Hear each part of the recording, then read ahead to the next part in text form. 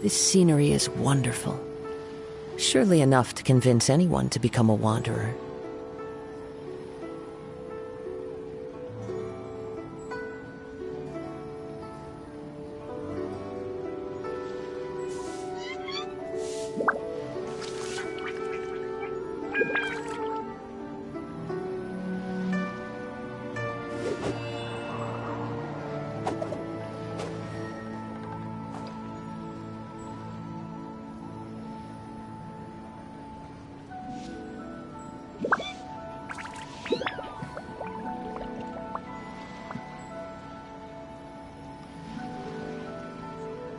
Wherever in this world I roam, I carry memories of my home.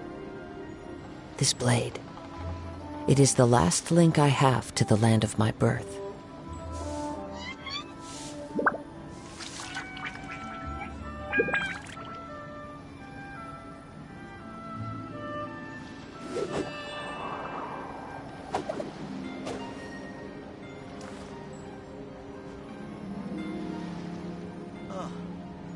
What should I try this time?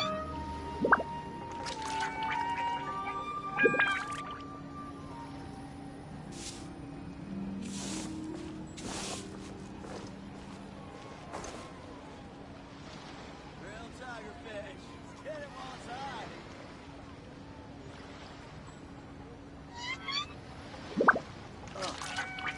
What should I try this time?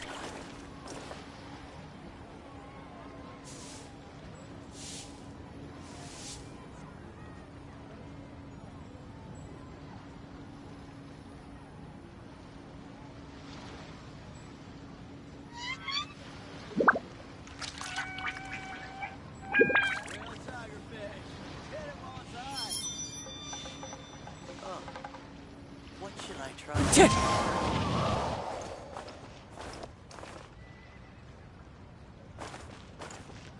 Today, we delve deeper into the Moonchase.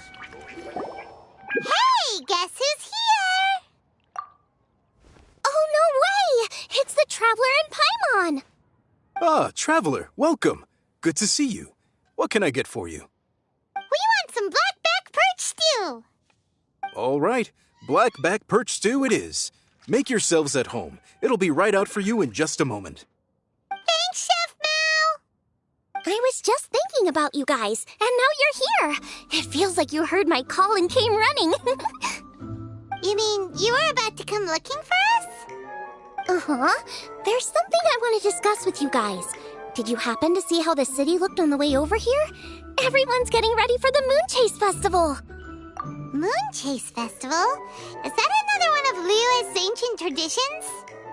That's right! Moonchase is a big festival where we celebrate the arrival of the fall by moonlight. The old folks say that thousands of years ago, this was the time of the year when the Adepti would seek the way. But it's completely different nowadays. We eat our favorite foods, spend time with friends and relatives, enjoy the moon and the flowers. So much easier. Basically, we just do all the things that people like doing and don't take a whole lot of effort. Sounds like Paimon's kind of festival. With your great taste in food, Moonchase Festival is sure to be to your liking. Hey! If you got a problem with Paimon's taste, just spit it out!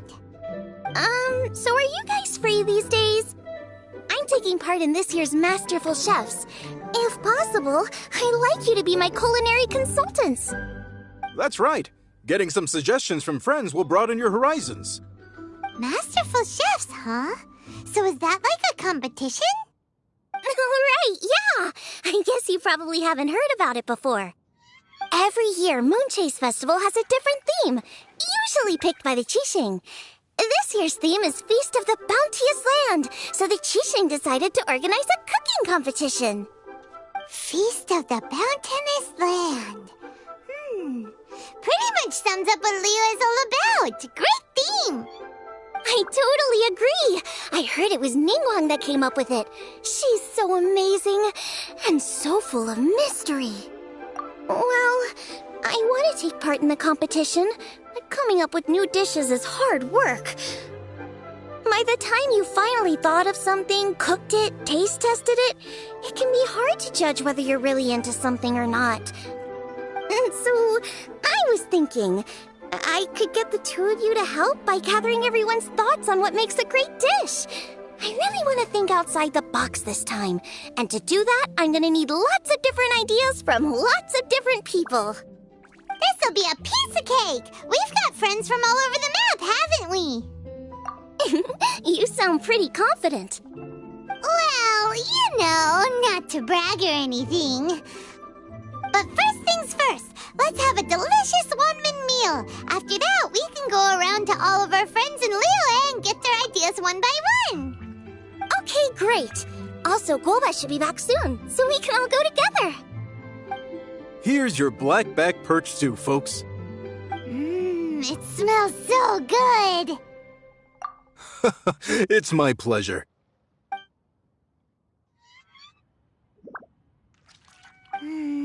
That was so delicious. Theory confirmed, this is definitely chili pepper weather. Xiangling can be a bit of a handful, so please look out for her while you're out and about. Come on, Dad. Why would you say that? Because I know you all too well, my dear, that's why. You mustn't be quite so reckless when you're out in the wild, you understand? You do well to be a little more cautious, like our traveler friend. Don't worry, we're all friends here. Let's all look out for each other. Ah, and Globa's back. Roly-poling around as usual. All right, let's pack up and head out. Overeaten. Is it time for some Moonchase specialties? I simply have to try the winning dish of this year's Today, Masterful Chef. we delve deeper into the Moonchase Bowl. Grilled tigerfish.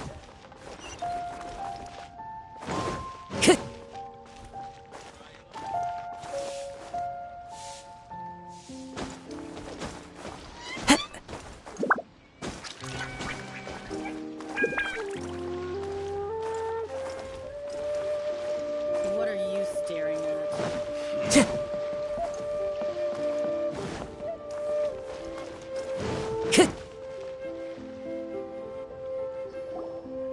So, it's outside the box thinking that we're looking for, right?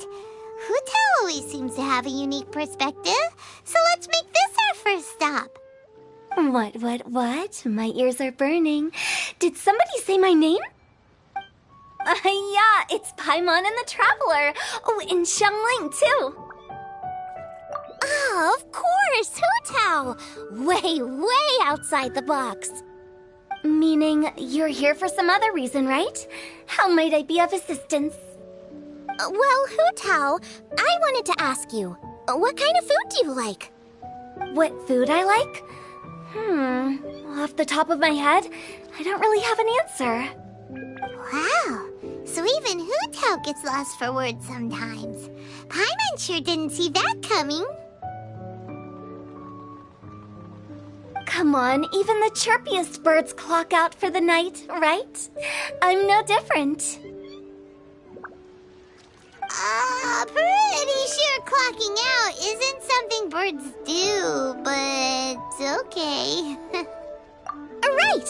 There's no need to overcomplicate it. Just pick a dish and tell me what you like about it. I'm doing some market research. I see. Launching a new dish? Well, let me say right off the bat, nothing weird, okay? Some poached fish, a side of shrimp dumplings. That is all you need. Poached fish and shrimp dumplings? That's a bit ordinary, isn't it? Well, it is and it isn't. Think about it. Poached fish is hot and spicy with a powerful aroma. It's a dynamic dish. Add a side of shrimp dumplings, and there's your static component. Got it?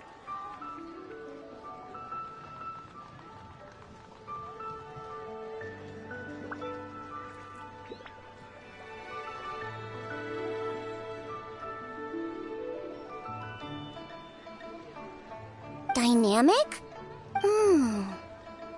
Oh, I can do dynamic. Mushroom slime stew, it... No, not that kind of dynamic. A dish is more than substance, it's a mood.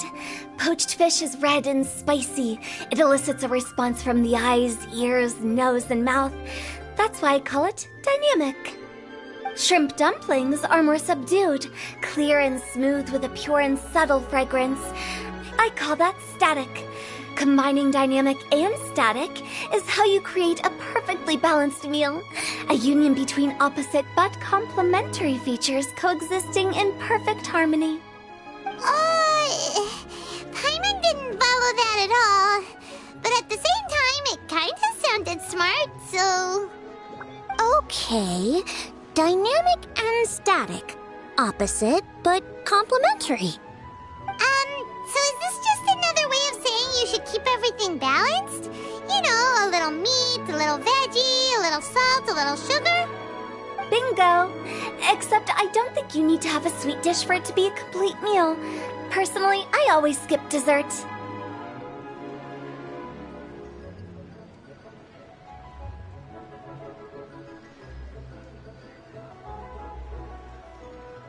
Okay, I think I got it. At first I thought you were just goofing around, but actually you make a really good point. How did I ever doubt you, Hu Tao? Thanks.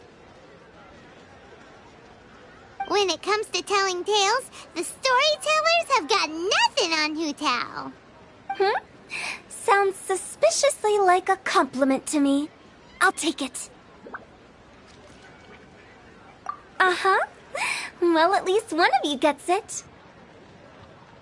Everything in this world runs on its own set of principles, be it the circle of life or sugar and spice. You either get it or you don't. Since the Traveler seems to approve, I'll make sure to factor it in. Paimon thinks we're pretty much done here now. Let's head to Boo Boo Pharmacy next. Boo Boo Pharmacy? Yeah, you'll definitely get some interesting responses over there.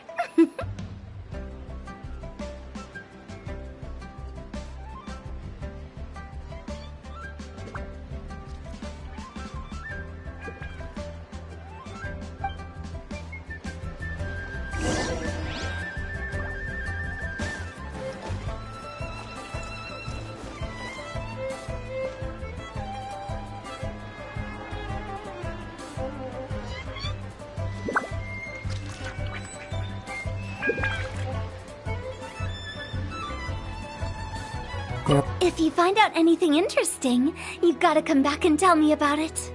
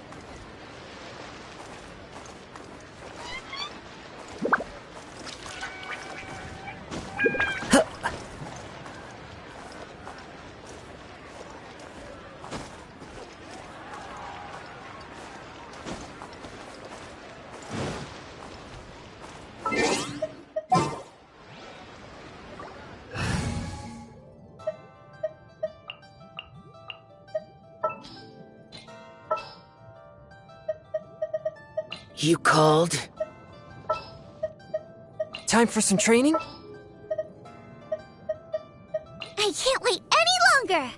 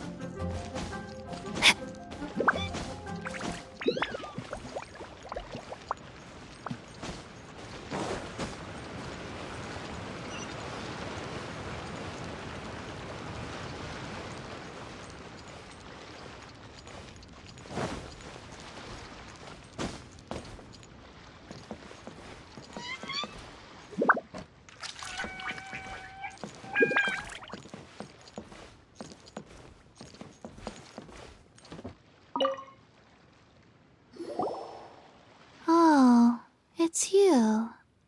Is everything okay? Why, if it isn't the special guests who seldom visit. Less busy than usual, I see. Yikes! What happened to Baishu's voice? Excuse me? The neck.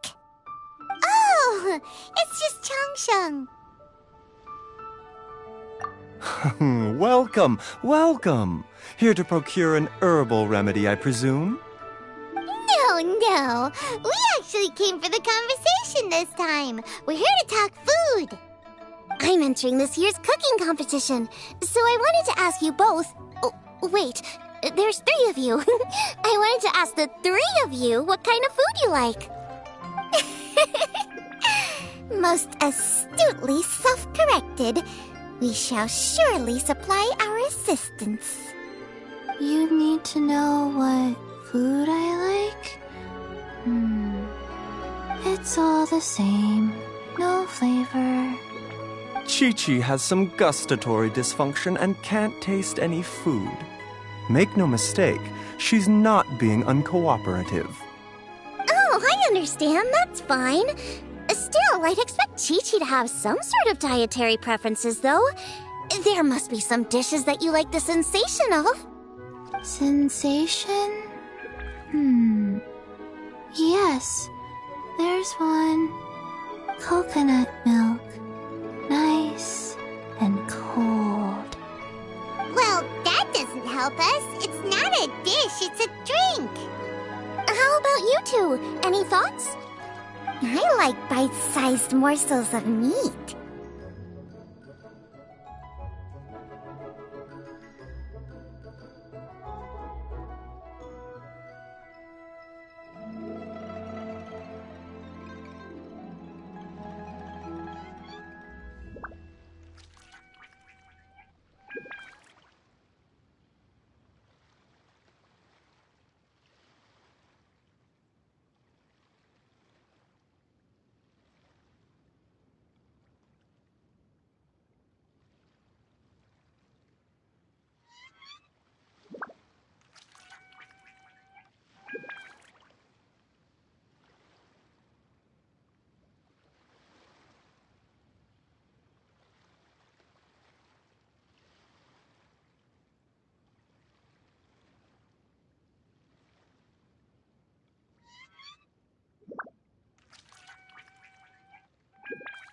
I agree with Changsheng.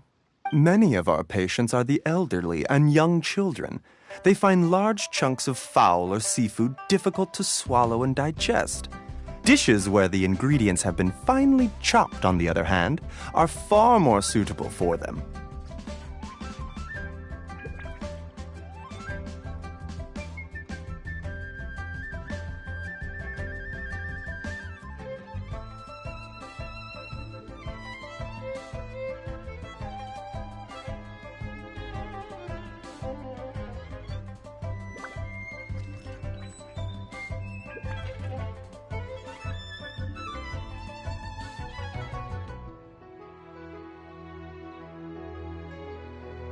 We also see plenty of people with colds and sore throats who find it difficult to eat rich food.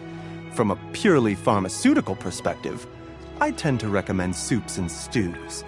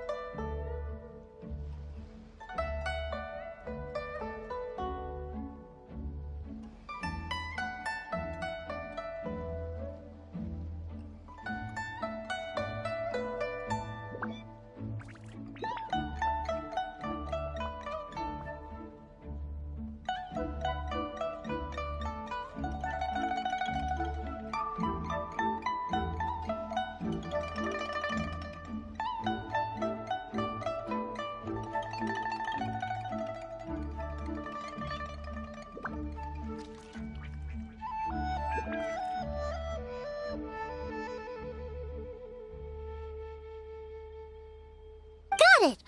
Would that be medicinal soups and stews?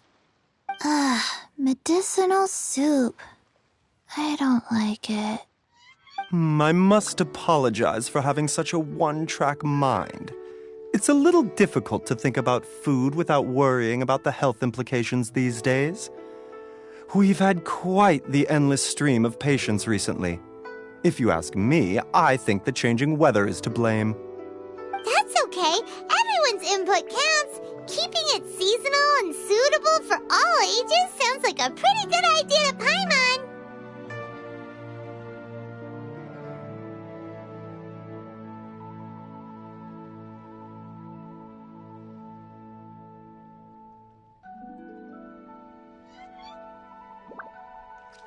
Medicinal dishes have higher demands in terms of nutritional balance than the kind of food I normally cook.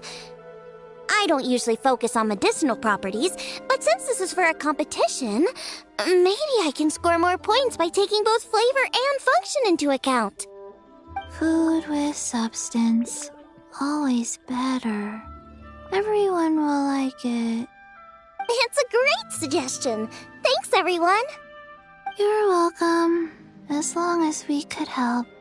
It's great to have a doctor's unique perspective. I'm feeling inspired. Oh, how you flatter me. Receptivity to sensible suggestions make for a savvy chef. Oh, she is! Creating new dishes is Xiangling's favorite thing to do. You can be sure she'll put lots of care and attention into it. Everyone's got their hobbies, and mine is cooking. Usually I just go with my own ideas, but having a whole new perspective this time is sure to make a big difference to the end result. Great! That makes this whole trip worth it! Alright, time to move on to the next. So we've got an independent thinker's perspective and a health perspective. Next, Paimon thinks we should probably talk to some picky eaters.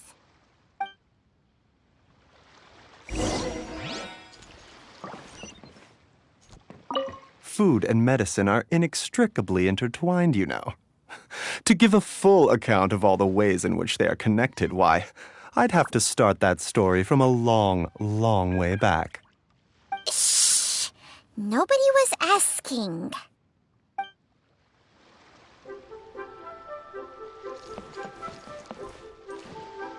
Coconut milk. Now I want coconut milk.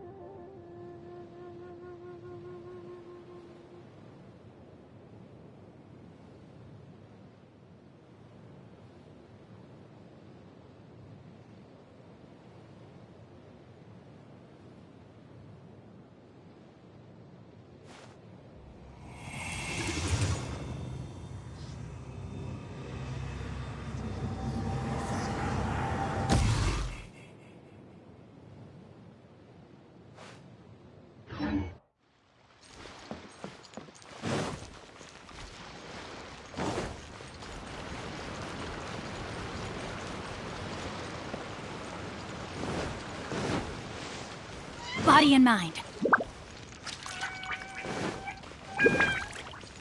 Time to act.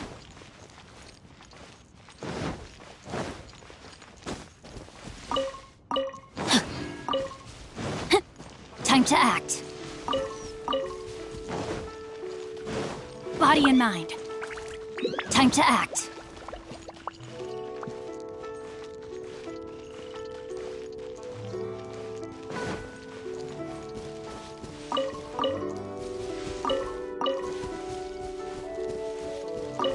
Body and mind.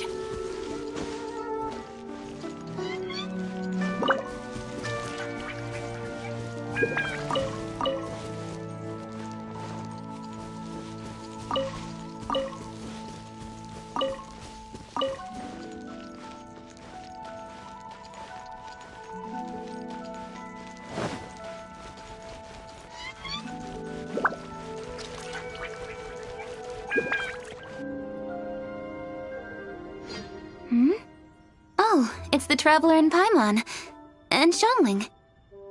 Greetings, friends. It's been a while. Hey, what brings you here? Has something happened? What's with this great big stone on the ground? Long story. So, just to confirm, I will assume responsibility for handling this stone of unknown origin. Any objections? None here. You know how to get things done, Kuching. As long as it's with you, I can rest easy knowing that it's in safe hands. Should I take this to mean that you doubt the relative safety of leaving this in the hands of the Tianquan? Huh? Well, for starters, Kuching is the one who's always out running errands, rain or shine. Besides, you don't seem to give a wooden more about this whole thing anyway, so what's it to you? I was merely joking. You, meanwhile, seem only too ready to pounce when an opportunity to publicly lambaste me arises. Even when it means giving our poor mutual friend here the cold shoulder.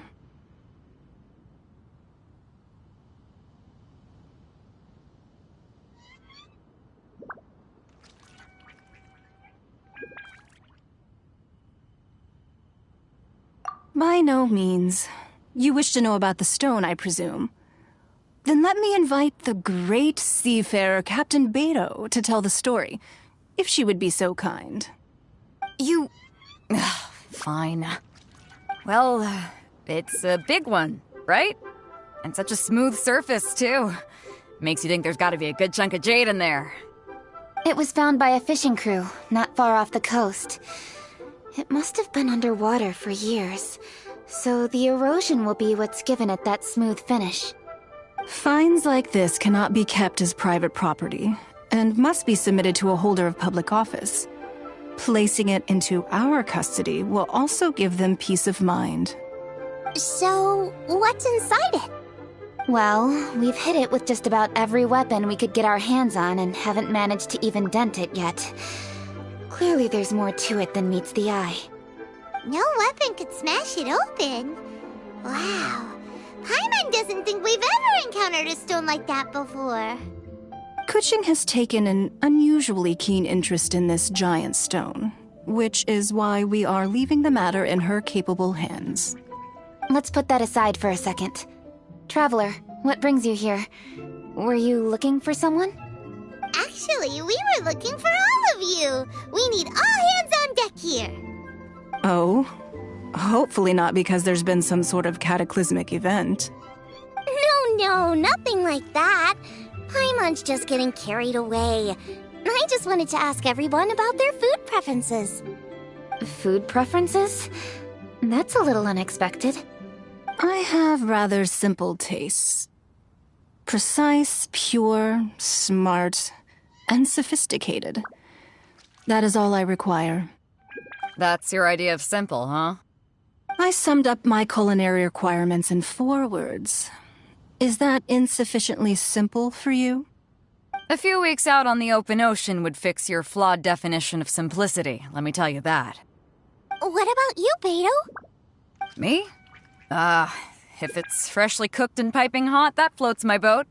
If it's got a little chili pepper in there, too, I'm one very happy captain. Paimon thought you would have said bar food. Oh, bar food works too. As for me, it's got to be seafood. Okay, got it. So, seafood, piping hot, and, simple but sophisticated. And that's where I would disagree. Traveler, surely you've heard of golden shrimp balls. Oh my, they're my favorite. You need to wash and devein the shrimp, wrap it in finely sliced potato strips, then deep fry it to perfection. There's no room for cutting corners. They're very precisely put together. They taste pure, the presentation is smart, and the skill needed to cook them is highly sophisticated. It fits Ningguang's forward summary to the letter. Huh. So what you're saying is, for all the frills and trills, good food is all the same at the core? I heartily agree. Golden shrimp balls are a prime example. Their essence lies in combining art and nutrition in a single package. It is a dish of true value. Okay, got it. So Kuching loves golden shrimp balls. I didn't say that. Did I? No, at least not outright. Alrighty. Thanks for all your input. I'll be sure to take it all into consideration. Traveler, Paimon, do you have anything planned after this? Good. I'd like you to help me investigate something. It's about this stone. You picked the right people for the job. We investigate stuff all the time. My thoughts exactly. The Qixing has a public duty to deliver our final verdict to the fishermen, but there are also some things I would like to investigate on a personal level. I'm sure you've become acquainted with the general background of the Moonchase Festival. However, I have my own understanding of this festival's roots. My grandfather was a researcher of Liyue's traditions. In his notes, he indicated that there was a deity called the Stove God in ancient Liyue, which people paid tribute to at a certain time of the year. Very few written records make mention of the Stove God, and those that do are notoriously confusing. Some scholars believe that the Stove God was just another title held by the Lord of Geo, but others suggest that this was a different deity altogether. One folktale even claims that the ancients found the Stove God's shrine, but there was no statue, only a huge, smooth slab of stone. Shortly after it was found, the stone was lost in transit, and it hasn't been seen since. This stone here has all the same features, so I suspect it could be the one that went missing all those years ago. After many years of researching ancient texts, my grandfather came to believe that the practice of paying seasonal tribute to the Stove God may be best described as a festival. He called it the Stove God Festival. That would make it the forerunner to the Moonchase Festival we know today. But this is all just theory and conjecture. To prove any of it, we'd need to start by identifying who the Stove God really was. Now that Rex Lapis has passed on, and Liyue has entered the age of humankind, his successor should continue to respect our nation's culture and traditions, just as he did. That's why I think the responsibility for this situation should fall to me. It's a chance to shed light on our history, revitalize an ancient tradition, and possibly prove my grandfather's hypothesis along the way. With any luck, we'll nail all three in one fell swoop. It was just a couple of days ago that we received this stone. Right after we decided to use food as the central theme for this year's festival. It makes me wonder. Maybe a divine will is at work behind all of this.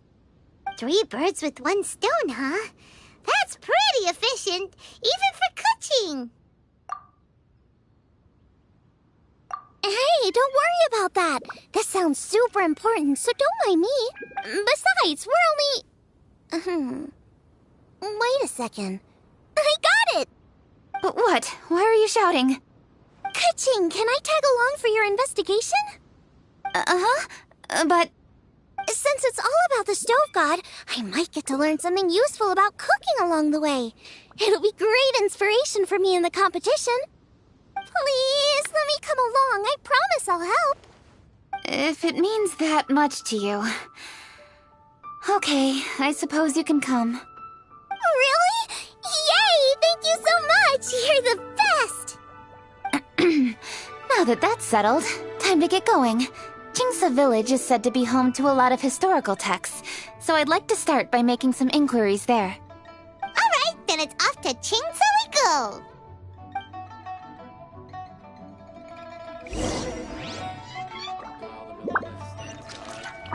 Sincerely, Beidou, you misunderstand me.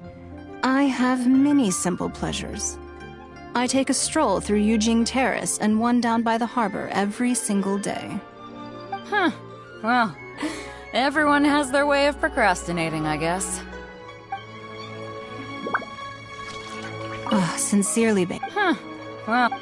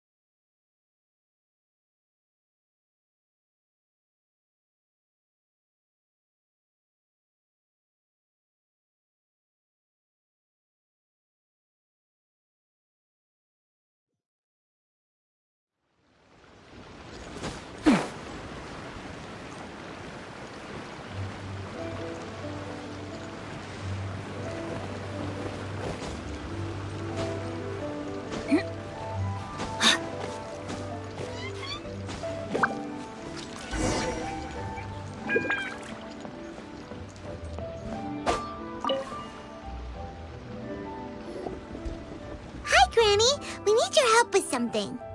Are there any old books around Qingce Village? You know, from a really long time ago? Oh, looking for ancient texts, are we? Let me think. There is an old warehouse over there, property of the Feiyun Commerce Guild. Many books are stored inside, those that they have no room for at home. In fact, their youngest comes over this way to read sometimes.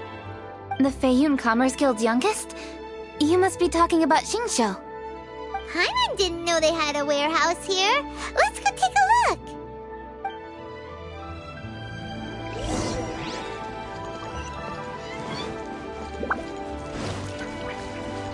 Time to act.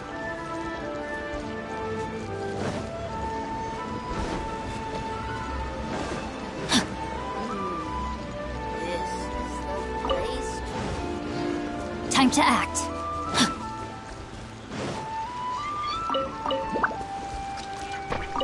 Body and mind. Time to act.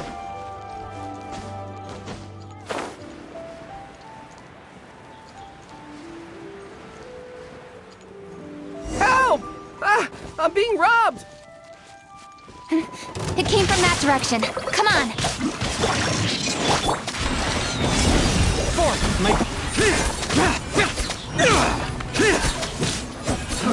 Fraud! Useless. Foreign!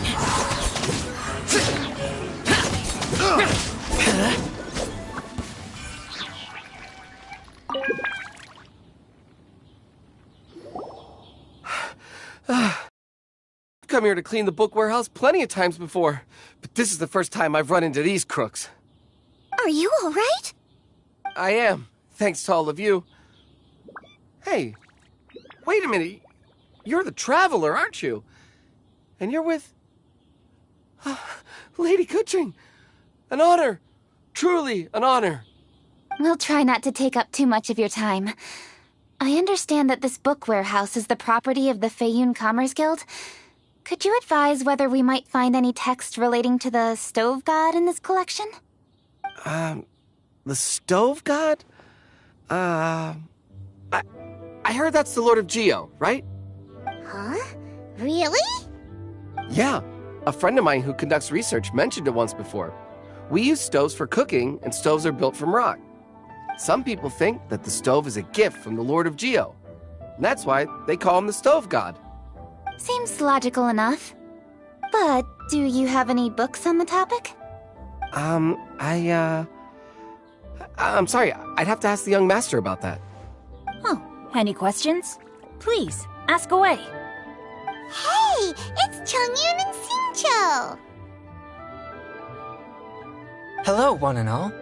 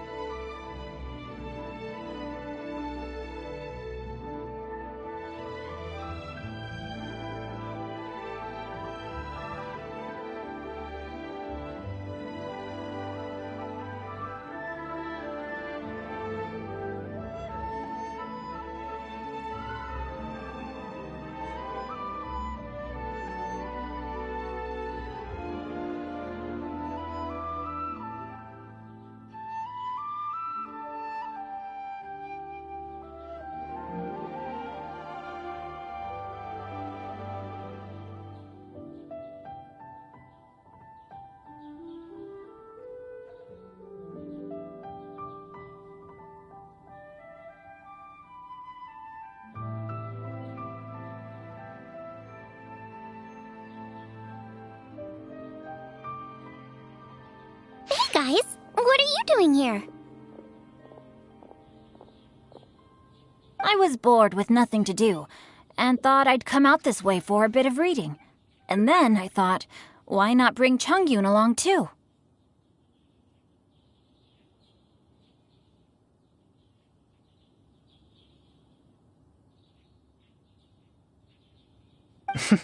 Yes. I'm just along for the ride, really. I see the Yuheng Kuching is with you. Whatever brings you here must surely be a matter of grave importance. Master Xingqiu, if I may be so bold, do you happen to know if there are any texts on the subject of the stove god among this collection? Since I personally selected which volumes to store here, I do have some recollection of their contents. If my memory betrays me not, there is one volume among them called Demystifying the Legends of Liyue, which mentions the stove god. Might I take a look? Certainly. If it pleases my lady, I shall lead the way. Sheng, I will take care of things here.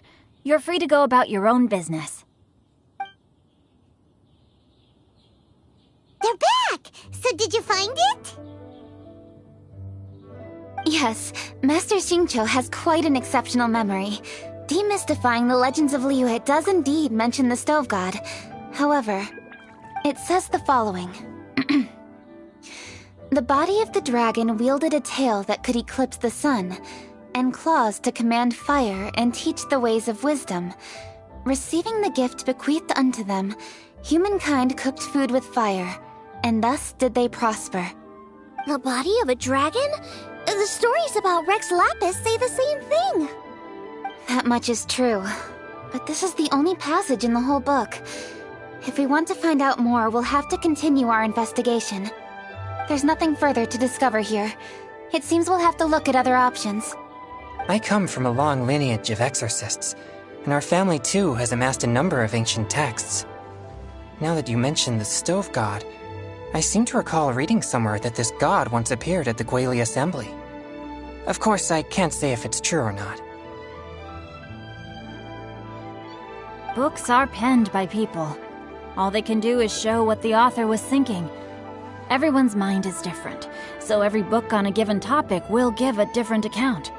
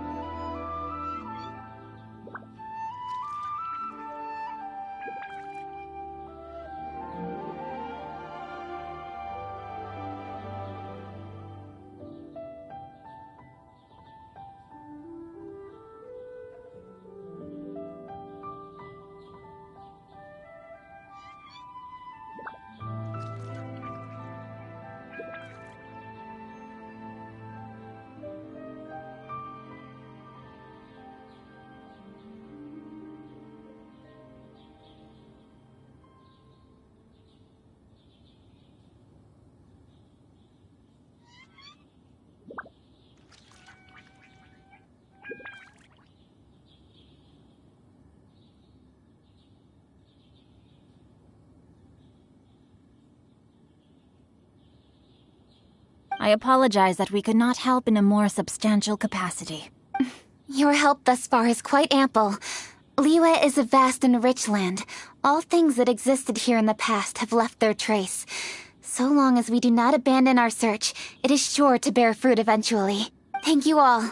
We will continue our investigation elsewhere. Hold up. I had a question too. Xingqiu, Chongyun, could you tell me what kind of food you like?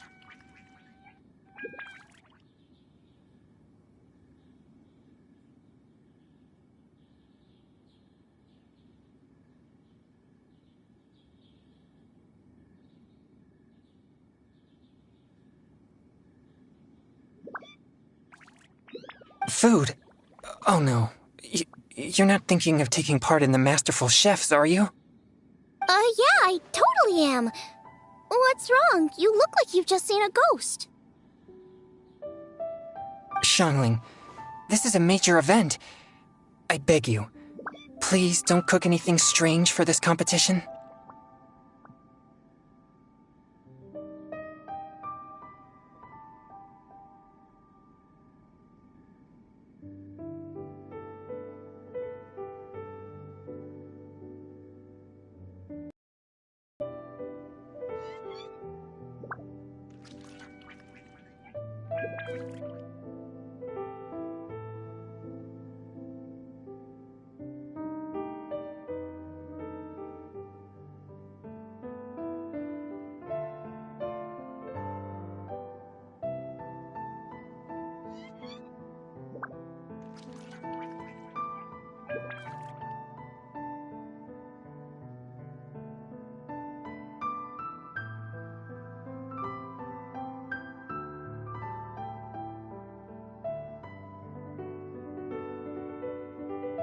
What do you mean, strange?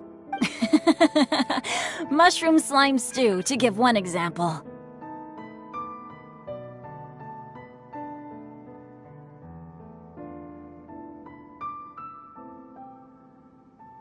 Okay, fair enough. That dish isn't my most popular. But that's why I'm doing all this research, so I can create some really special dishes to win everyone over. Well, in that case, I like cold food. That's 'cause you can't handle hot and spicy, right? Yes, you're absolutely right. My tastes are on the mild side. I prefer gentle dishes with minimal seasoning. Soups and stews, vegetables and broth, seafood or freshwater fish, either boiled or steamed. These kinds of dishes I am most partial to. No surprises from the Guhua Geek. Okay, another mild child. Got it. These are just personal preferences, and everyone's are quite different. Are you sure this eclectic mix of opinions will be of any use?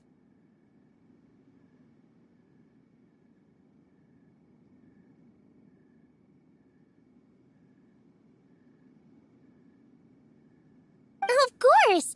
You're my customers, and putting a smile on customers' faces is my calling as a chef. Though Xiangling's market research blade stabs often into the dark, her heart never strays from the noble path. If anyone can win hearts and minds with their cooking, it's gotta be someone like Xiangling. She's got pure intentions and really cares about the customers. No, where's all this praise coming from? Knock it off, guys. You're embarrassing me. Sorry for holding you all up. That's all I needed to know. Shall we carry on with the investigation now? Over to you, Kuching. Where to next?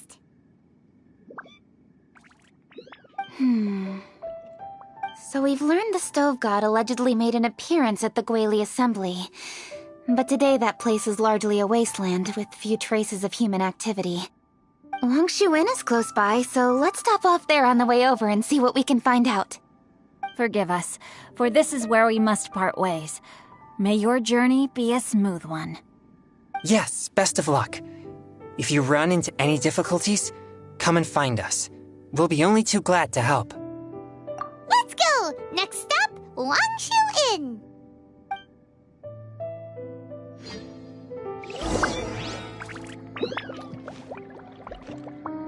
Now, which book to read today? Aha! How about this? Chongyun, pick a book, any book, and read it out loud to me, will you? That way, I can give my mind a rest. Huh? That's why you brought me along? Don't like that plan? Okay, then I'll read one for you. How about Young and Hopelessly Smitten?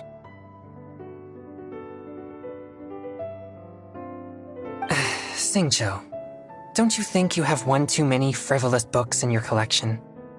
Okay. A Guide to Getting Ahead in Yujing Terrace. How about this one then?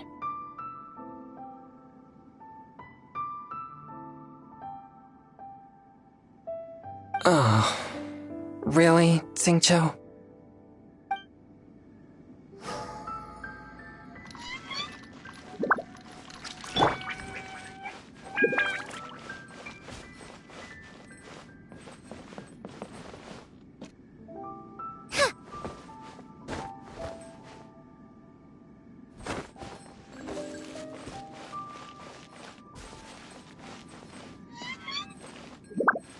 Now, which book to... Huh?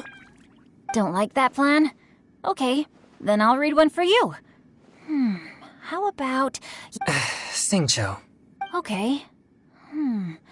A Guide to Getting Ahead in Yujing Terrace. How about this one then? Oh.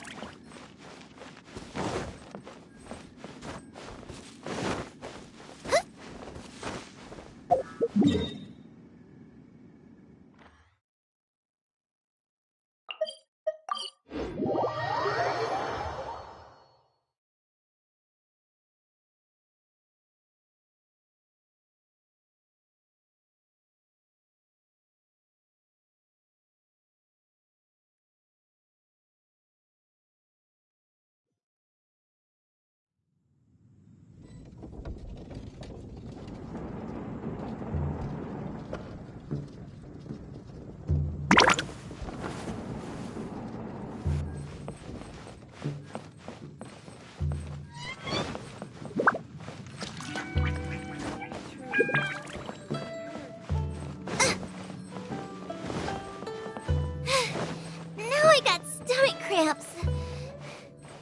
Race you!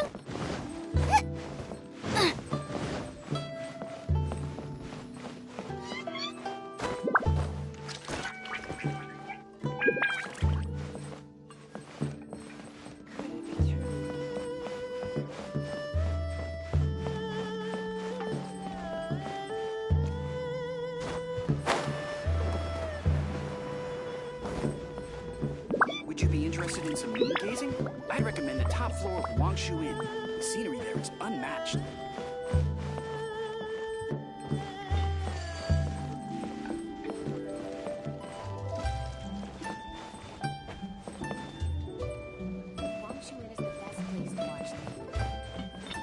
There's Yanxiao!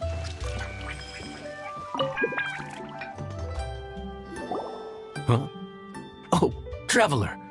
Who are all these people? Friends of ours! Allow Paimon to introduce Xiangling, Guoba, and Kuching. Kuching? Of the Chishing? She's the,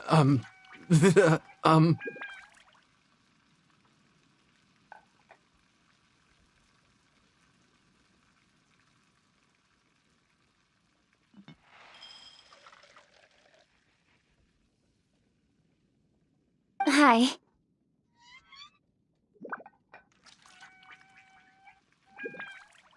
It's not that. I mean, I'm just your typical commoner. I've never met someone as high up as the Yuheng before in my whole life. Look at that strong body, those powerful hands, and honest eyes. This guy must be a really great chef. So, is there something I can help you with? You've come a long way out to end up at Wangshu Inn. Let me fill you in. Ah, okay. I see. Legends claim that the Stove God once appeared at the Guili Assembly. As Wangshu Inn is the oldest extant building in this area, any historical texts from around these parts are likely to have ended up here. Is there a room in this inn for storing books? And if there is, do any of them mention the Stove God? Well, now that you mention it, we do have a fair few ancient texts here. I remember looking through an old recipe book once. I just need to remember where they're all stored. If you're happy to wait here for a few minutes, I'll go have a look right away. Oh, Traveler, there's something I need to discuss with you. What is it? We need to pay up or something? What? No, I wouldn't take your money. We're all friends here. I just wanted to ask if you had the time to make a satisfying salad for me. A satisfying salad? What for? Yeah, guy who hangs out on the roof terrace, you know? Good-looking fella, not too tall.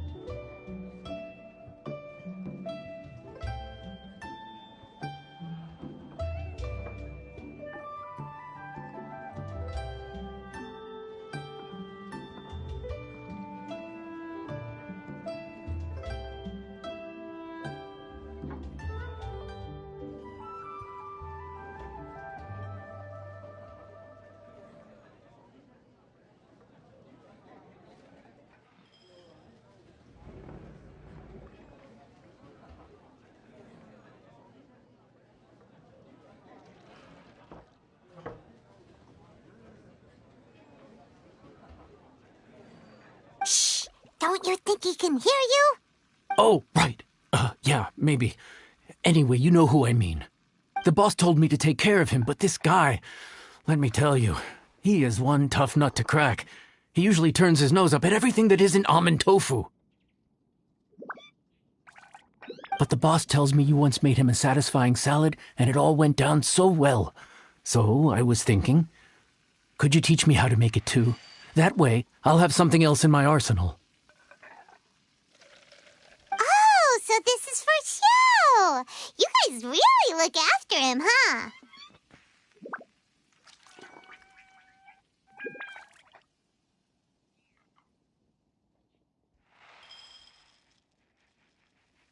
Well, that's life, right? You gotta look out for your own people. All right then. Wait right here. I'll be just 1 minute. Clock is ticking! 59, 58... Sorry for the trouble, Traveler.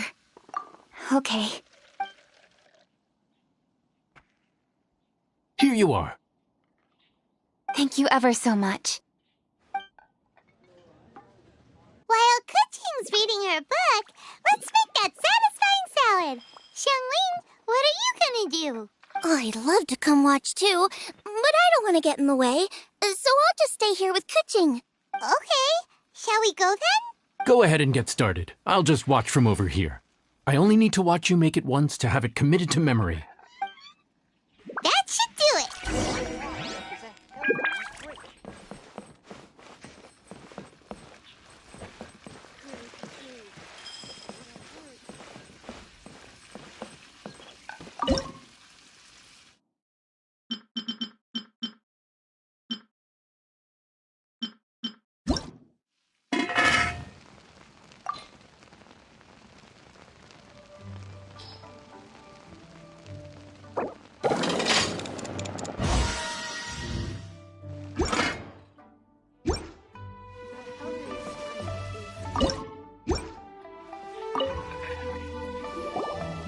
All right, thanks for that. I think I've got it now. You got all the steps down, right? Of course. Don't forget, I am the best chef around these parts. Let's go see what Kuching and Xiangling are up to. Kuching, Xiangling, we're back! You finished cooking? Good timing. We finished our reading too. And? Useful? Or no?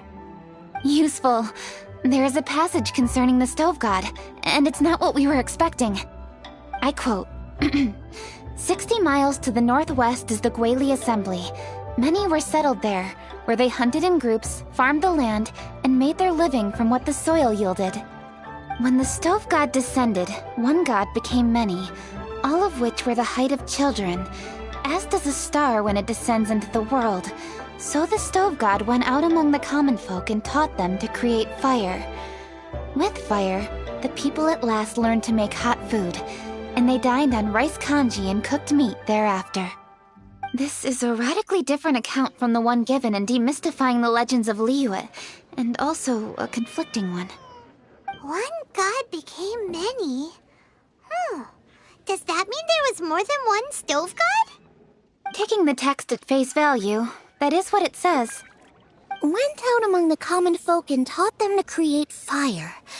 So did the stove god really go and teach people how to cook firsthand? Now that's a god who truly cared for their people. So, we've got two leads, but they contradict each other. How do we know which one to believe? By continuing our investigation and reserving judgment for now. Thank you for this text, Yanxiao. It's my pleasure, really. Think nothing of it. If anything, I should be thanking the traveler. Listen, you've helped me an awful lot. Not just today, but in the past, too. I want to make it up to you properly, and as it happens, things are pretty quiet here today. So I'd like to take the chance to treat you all. What do you say? Will you stay for a meal? Wow, he sure sounds confident in his cooking. I like that. Confidence is one of the best ingredients a chef can have. I really want to try his cooking. I say we take him up on his offer. It's hard to refuse a generous offer like that. Yes, I think we can fit this in. Yanxiao, we await your culinary creations with great anticipation. I won't disappoint.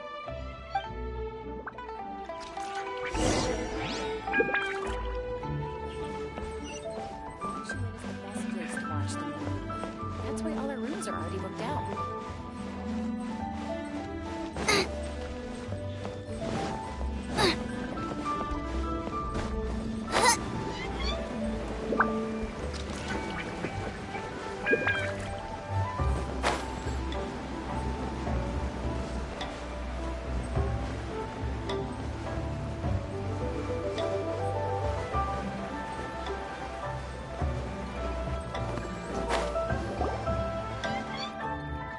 Everybody, please be seated!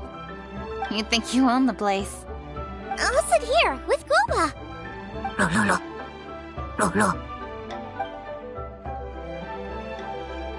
Here we are. That's everything you ordered. It all smells amazing. I think I've met my fellow finalist. It smells beautiful. Strange. I never would have guessed that such a gifted chef worked here. This inn isn't particularly known for its food. Everyone likes a good meal, whether they're staying the night or just stopping by for a bite. We call it an inn, but the fact is it's much more than that. We have to cater to all aspects of daily life to make this a true home away from home. Please enjoy your meal at your leisure. I should get back to work now. Yan Xiao, are you taking part in this year's Masterful Chefs? Huh? You too? Yep, I've signed up already, and I've got my eyes on the prize. Your cooking's delicious, Yan Xiao. I'm really looking forward to seeing you in the final. Huh. Interesting. All right, I'll see you there. What was that? Some kind of power move? No, it seemed more sportsmanlike than that. Yep, he's a really talented chef. His food was excellent, and it showed he has a level-headed personality. That's the kind of chef that could be a match for me. I haven't had any competitive cooking experience since my cook-off with Brooke in Springvale. You're too kind. Guoba, what are you doing? Guoba's eating the... Those were Kuching's! How could you steal them while she wasn't looking? Oh, my golden shrimp balls. Huh? You ate every last one? Ugh, Guoba, we've been through this. When we're with friends, you gotta be on your best behavior, okay? I'm so sorry, Kuching. I promise I'll make it up to you. What's the big deal? We can just get another plate. After all, it's Yan Xiao's treat today. It's not the same, though. The moment's gone. Sure, you can eat something else, but you can never go back and change the feeling of despair as your food is snatched away from right under your nose. The dining experience is a trinity of emotion, food, and atmosphere, and you've got to have all three to make it work. I have to say, now that you mention it, that is a very accurate appraisal of the situation. I'm gonna make it up to you, Kuching. Is there anything you want to eat? Anything at all. Whatever it is, I'll make it for you. I don't have high hopes for this, but equally I don't want her feeling guilty. Okay, I'll let her do this for me. If you insist, there is one dish that perhaps you could try making for me. It's an old recipe from my grandfather's notes. No problem. May I see it? I'll get it to you when we're back in Liyue Harbor. Traveler, have you finished eating? Before we do anything else, let's head back to Liyue Harbor. I need to fetch something.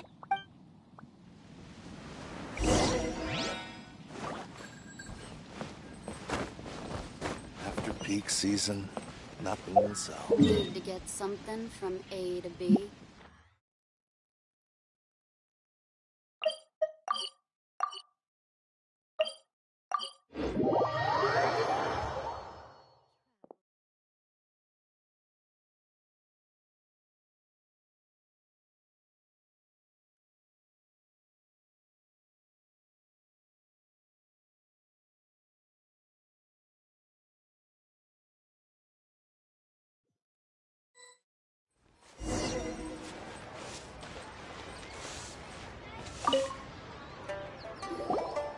need to go home to fetch my grandfather's notes.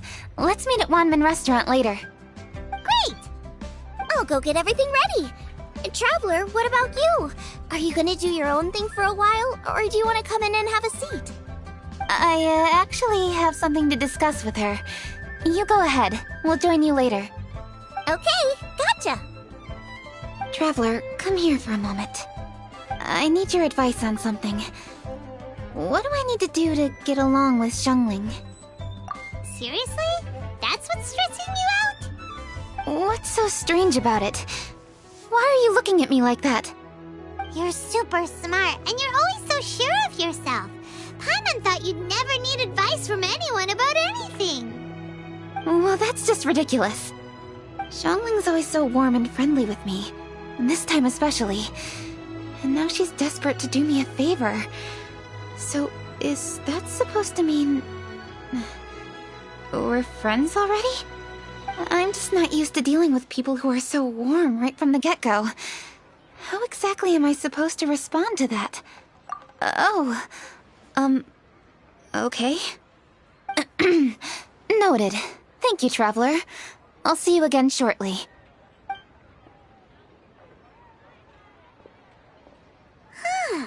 What's making Kuching so self-conscious? Paimon thought nobody would be able to get under her skin.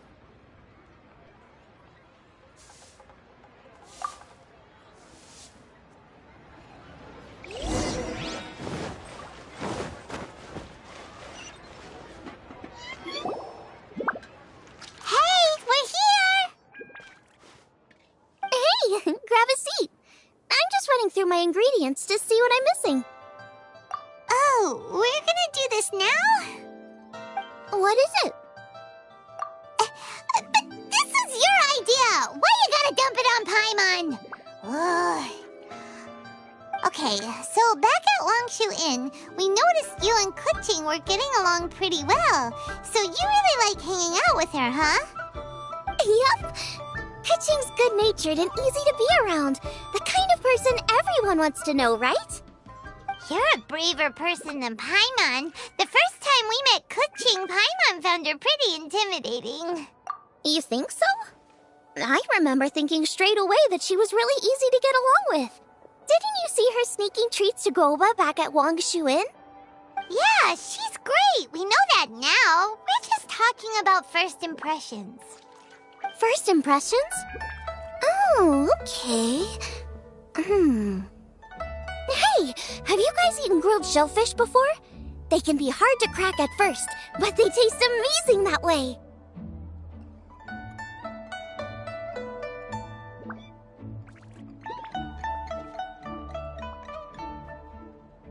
We've eaten shellfish before, but I don't think we've ever tried eating them grilled. Oh, you're missing out. I'll grill some for you another time. But anyway, Kuching's like a shellfish. Maybe a little closed off at first, but once you get to know her, she's got a soft and squishy side too. Not to mention that even after her favorite food was stolen away, she was still happy looking after Guoba. I'm really grateful for that. You make a good point. You know, Xiangling's intuition for people seems really spot on. Is that why she took a liking to Kuching so quickly? All right, let's see. We're okay for carrots and crab, and we still got some ham and mushrooms. I wonder what Kuching's recipe is gonna be. Huh? What was that noise? What's going on? What the? That bird is huge! Ah, it's the ladybird! Excuse me, one shall not be addressed in such a manner. One shall be known as Adeptus, whose name, should you care to mention it, is Cloud Retainer. Cloud Retainer? That does sound like an Adeptus name. Well spoken. One shall let this young lady's enlightened words atone for the ignorant ones of her friend. A while it has indeed been, traveler. Does one surmise correctly that you hasten hither to partake in the Moonchase Festival? Ah, so even the illustrious traveler has been summoned to attend the Moonchase Festival. As expected, this year's theme stands proud against the test of public scrutiny. The theme? You mean Feast of the Bounteous Land? The very same. Moonchase Festival falls during the season when many cooking ingredients are ripe. Hence, it is a fitting time to enjoy the finest of foods. One noticed the relative pomp and ceremony with which this year's affairs are being conducted, and could not abide to stand idly by. Let it be known that one's culinary proficiency and ingenuity is uncontested in all the world. Thus does one now appear in this realm, that those who inhabit it might witness one's latest creation, a supreme cuisine machine. A supreme cuisine what? What's a supreme cuisine machine? Patience. One's purpose here today is to meet and to greet. Nothing further. All shall be revealed before your very eyes when the time arrives. Traveler, you are one who has witnessed much of the culinary world. When the day comes, one would be most pleased to see you in attendance, offering your most vociferous ovations. Oh, so we're officially invited? That which is implicitly understood needs not be made explicit, let alone official. I shall say no more and dwell here no longer. Await my word. Be there or beware. This bird always disappears just as quickly as she shows up. Wait, not bird, Adeptus. Hey, wait! Isn't she technically an illuminated bird, though? She seemed like someone very prestigious and very talented at cooking. She definitely loves her food. What are you all huddled together over here for? The Adeptus left already. Yay! Kaching's back! Sorry I kept you waiting, Xiangling. This is the recipe from my grandfather's notes. They're not in the best condition, so rather than bring them out of the house, I just transcribed the recipe. Unfortunately, the texts my grandfather worked with were very old, usually faded, damaged, or both. Some parts are missing from this recipe, too. Do you think you'll still be able to work with it? Oh, okay. Let me take a look. Give me some time. I need to look into it.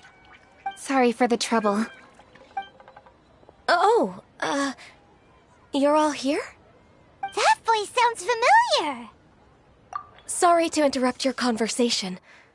I was in the area buying a few things, and I heard the disturbance, so I felt compelled to come take a look. You mean Cloud Retainer?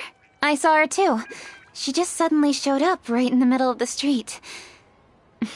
Whatever adeptal power that was, she certainly knows how to make an entrance.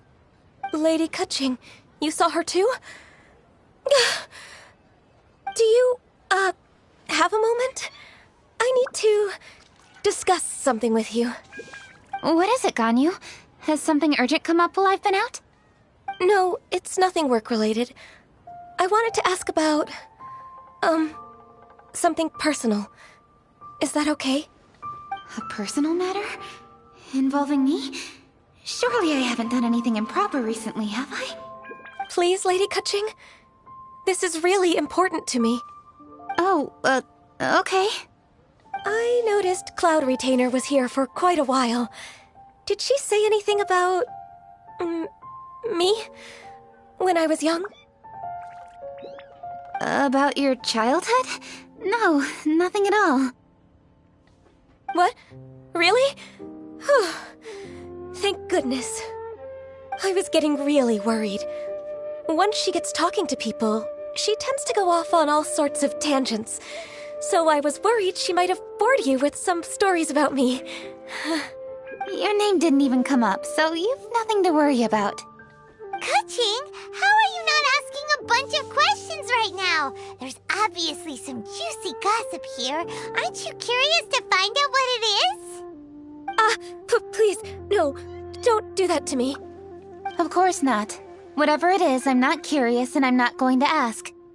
If Ganyu has a secret and she wishes to keep it that way, Nobody should make it their business to try and get it out of her.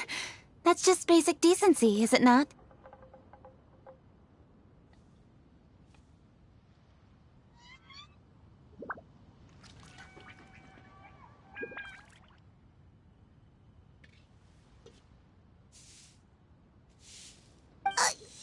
Yes, ma'am. Paimon will never bring it up again. Kaching, thank you. You're so kind and considerate. I've always seen that in you. What's that got to do with... Honestly. Go on, you should be getting back now. Oh my, you're right. I should. Okay, everyone. Please excuse me. I should get back to work now. Take good care of Kaching for me. Hey, what are you trying to say? Don't worry, Ganyu. We will. Thanks. Hope to see you again soon.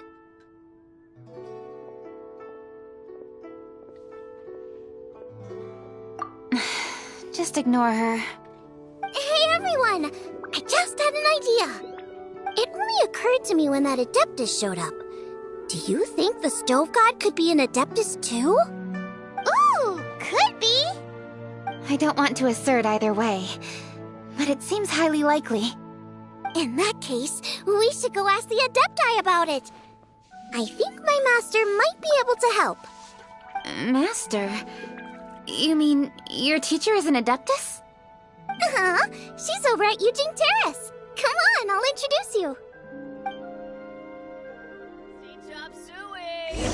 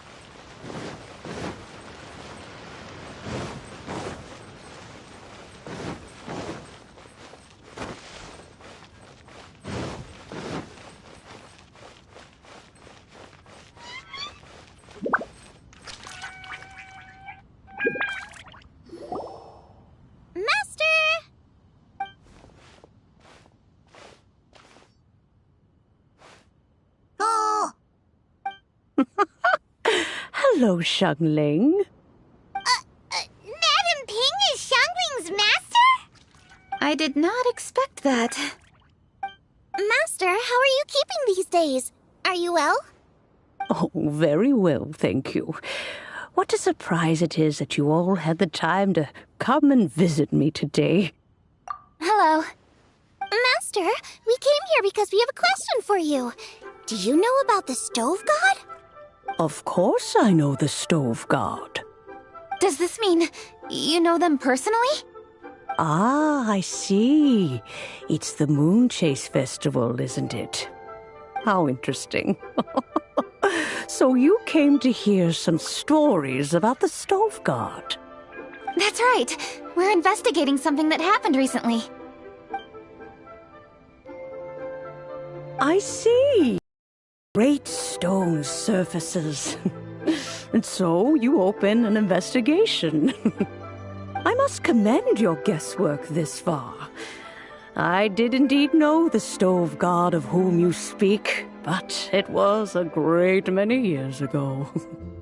Moonchase was originally a rite observed by the Adepti, not something in which the ordinary people of Liyue would ever partake. But over the years, they have sought to emulate it for themselves many times, giving rise to various festivals bearing the Moonchase name. On nights when the moon shone bright, everybody would get together for joyful reunions. There would be fine food, fine wines, and choice teas. Later, Rex Lapis unified all of these various festivals under the Moonchase name to honor an old friend of his. In short, The heavens were our witness as we vowed to the moon to come together in joyful solidarity, to remember the past and reflect upon the present. That is the meaning of the Moonchase Festival. Rex Lapis. That friend made many contributions to Liyue, and Rex Lapis would not have them go unrecognized. Turning this season into a commemoration of his old friend was also a way to honor that friendship. I can only presume that the Stove God Festival was one of the many subsumed into the Moonchase Festival. In the hands of Rex Lapis, our nation's traditions were faithfully upheld. It is to their detriment that we must now be the ones to inherit this duty. Kuching, I simply won't allow you to be so down on yourself. Nothing would delight Rex Lapis more than to know that those who follow in his footsteps continue to value these traditions and are working tirelessly to do them justice. Thank you. Lady Kuching! Huh? Lady Kuching, Lady Ningguang wishes to speak with you. Ningguang's looking for me? Must be important. Please excuse me, everyone. If I'm not back soon, you'll find me at Ningguang's office.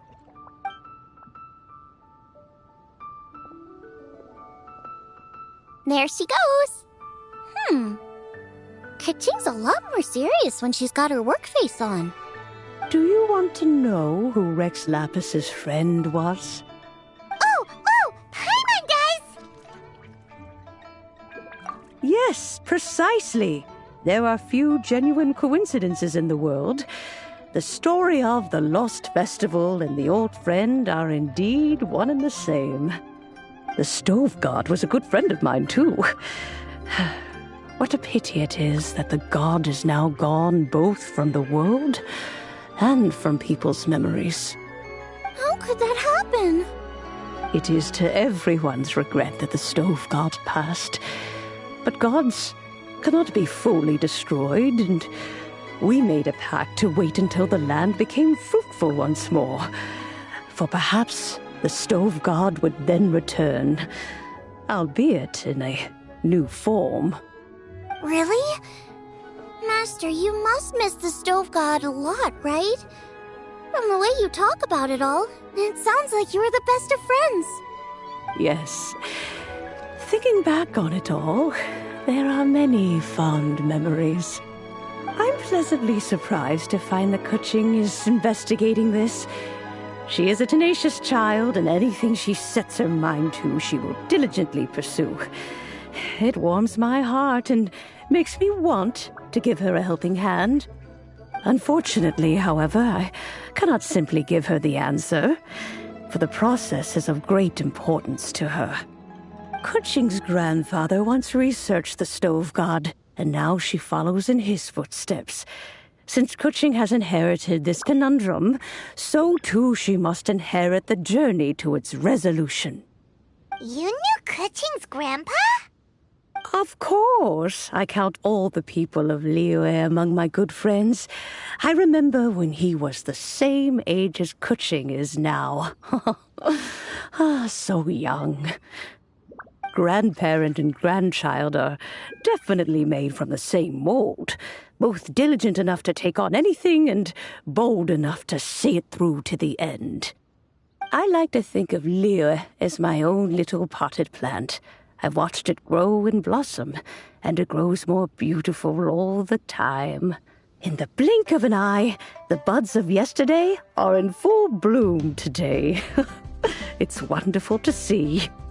For new blossoms must bloom on the branches if the tree is to remain evergreen and ever young. My dears, you are absolutely right to focus your investigation on the stone.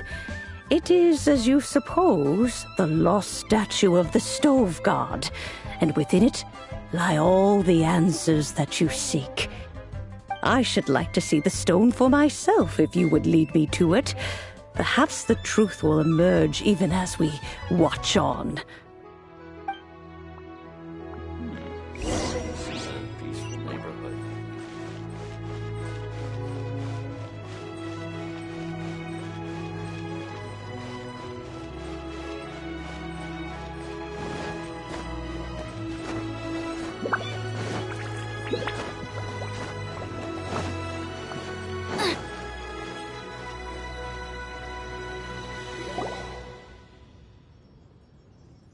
We're all here.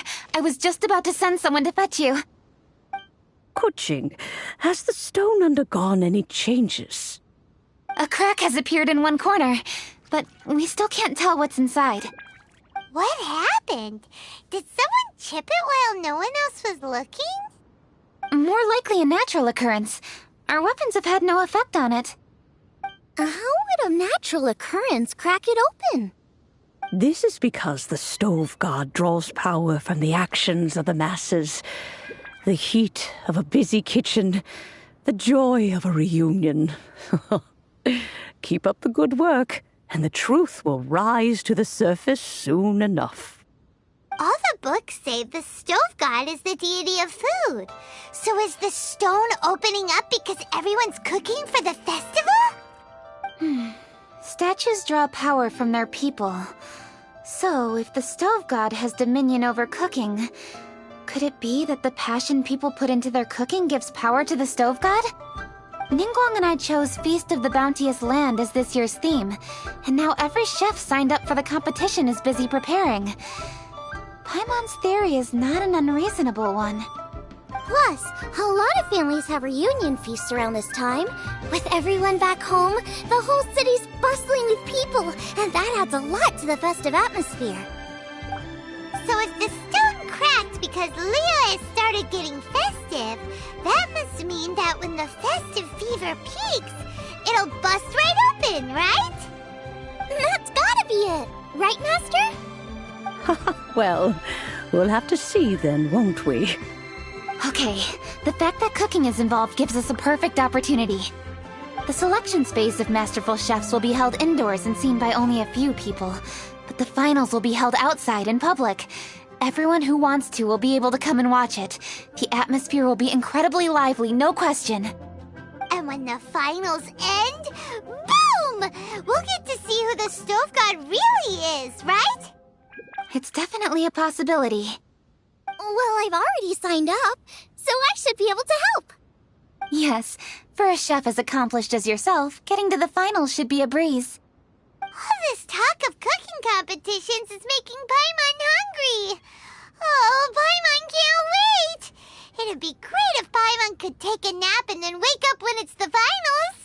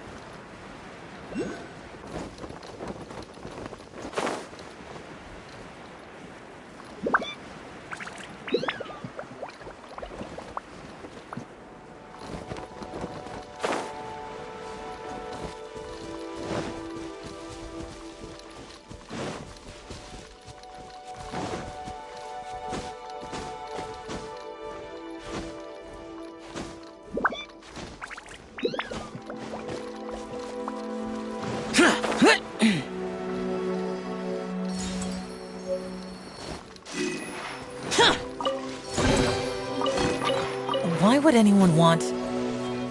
Forget it. It's not my concern.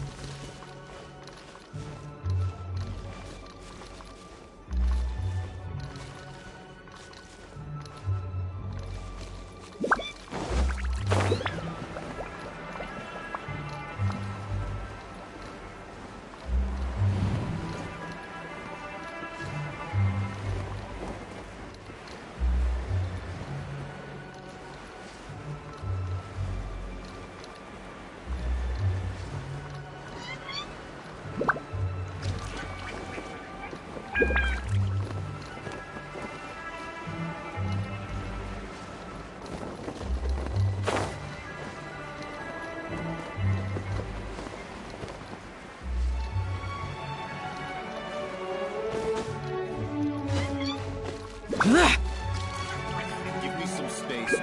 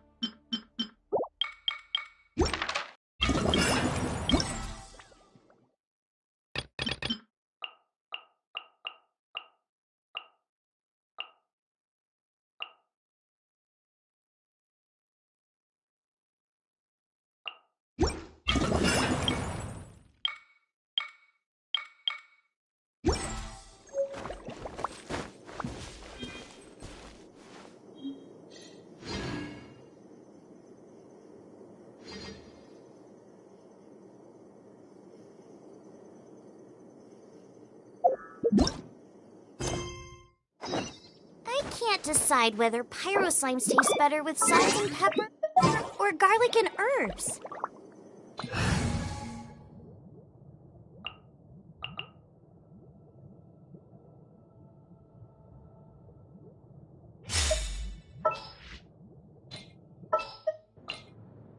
Kamisato Ayaka.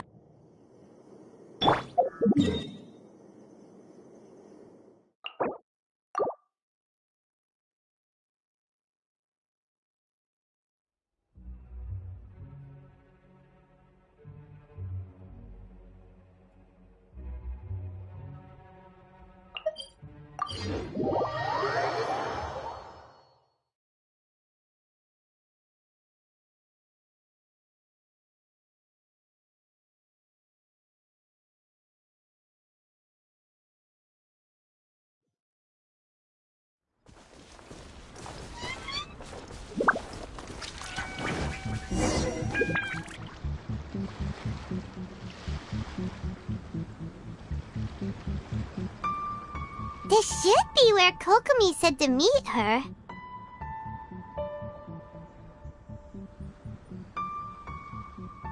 Do you still remember this place? Paimon remembers we came by here last time we visited Watatsumi Island. That was back when you did your stint as captain of Swordfish too. Paimon's curious whether the resistance troops still remember you. Things on the island must have changed a lot since then. Oh, shall we take a look around?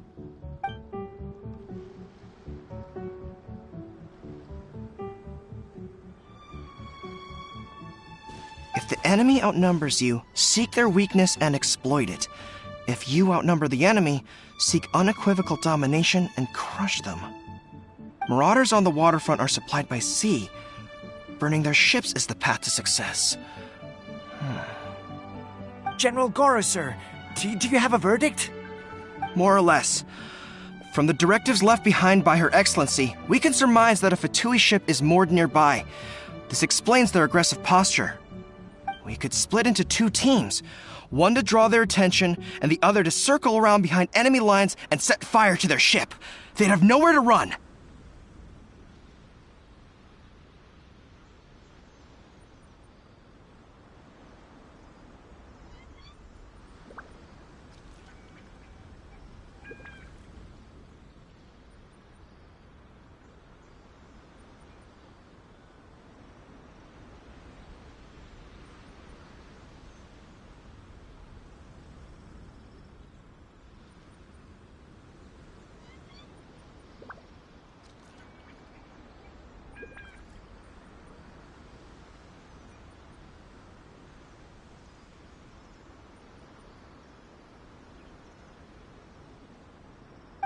Then again, Madame Kokomi made clear that we are not to split up without sufficient forces.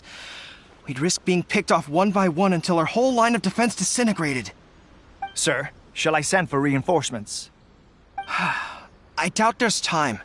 Based on their movements, they'd likely be gone before our troops arrived. Her Excellency's directives also stipulate that we should wait in ambush and avoid making the first move. Since we lack sufficient troops, I don't think we can afford to engage the enemy at this time.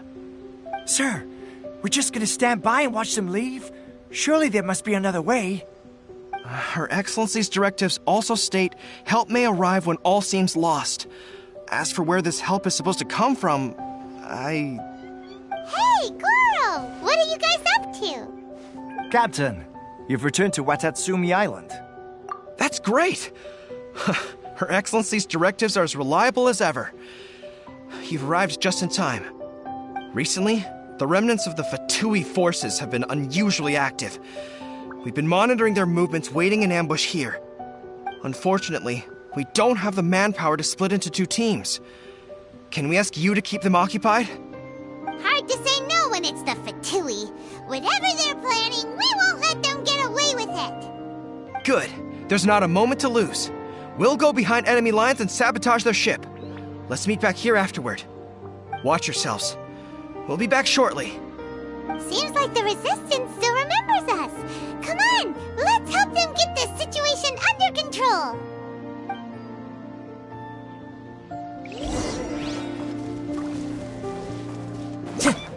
Time to go.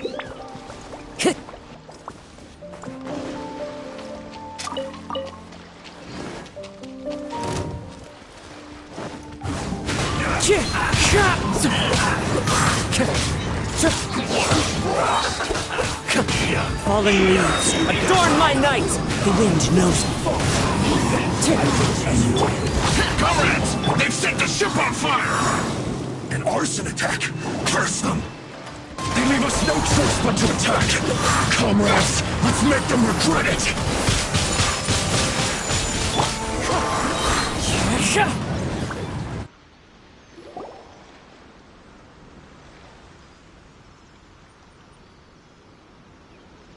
We were lucky to have you here. We'd have no way to prevent their escape without you. What's that you're holding? Is it the directives from Kokomi? Let Paimon see. Oh, wow. This is a whole book. Is it all Kokomi's directives?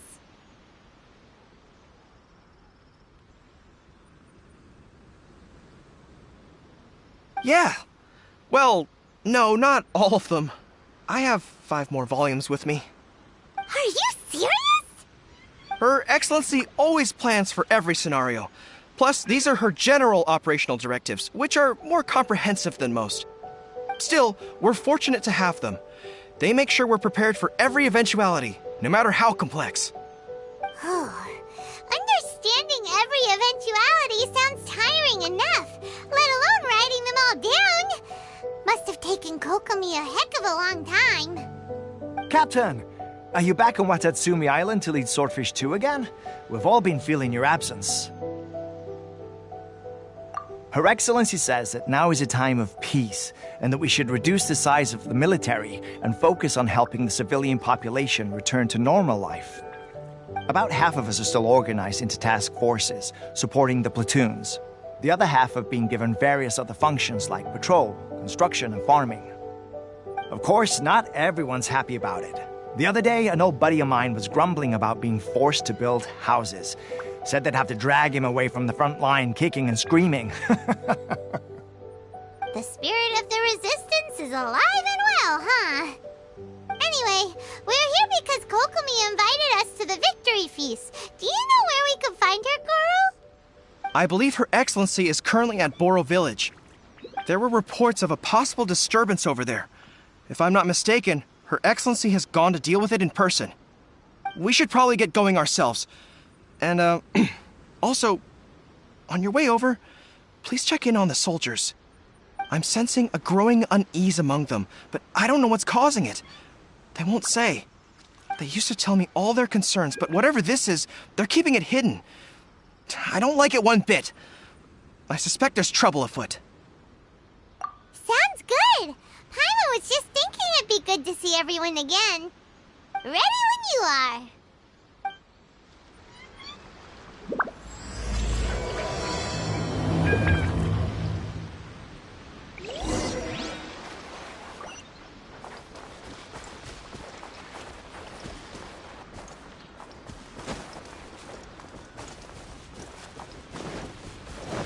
Time to go.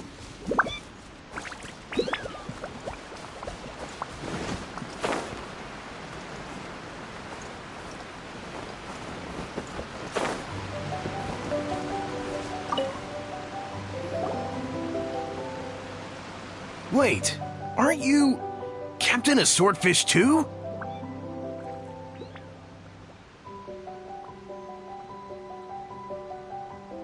Oh, it is you!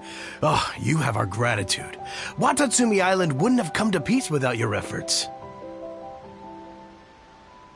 I wasn't with Swordfish 2, but I did see you in Tatarasuna. Oh, you really gave it to those shogunate samurai in the fight of honor. Oh, it was quite the show. Is there anything you need from me? I'm at your service.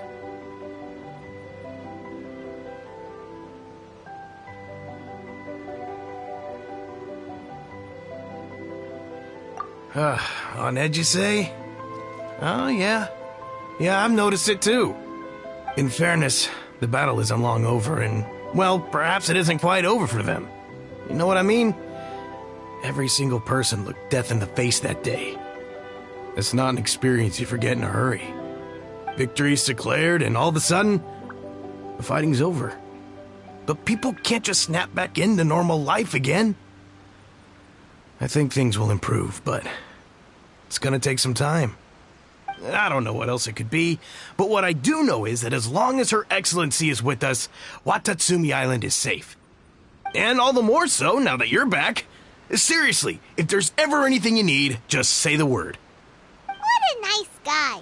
Let's go ask some other people.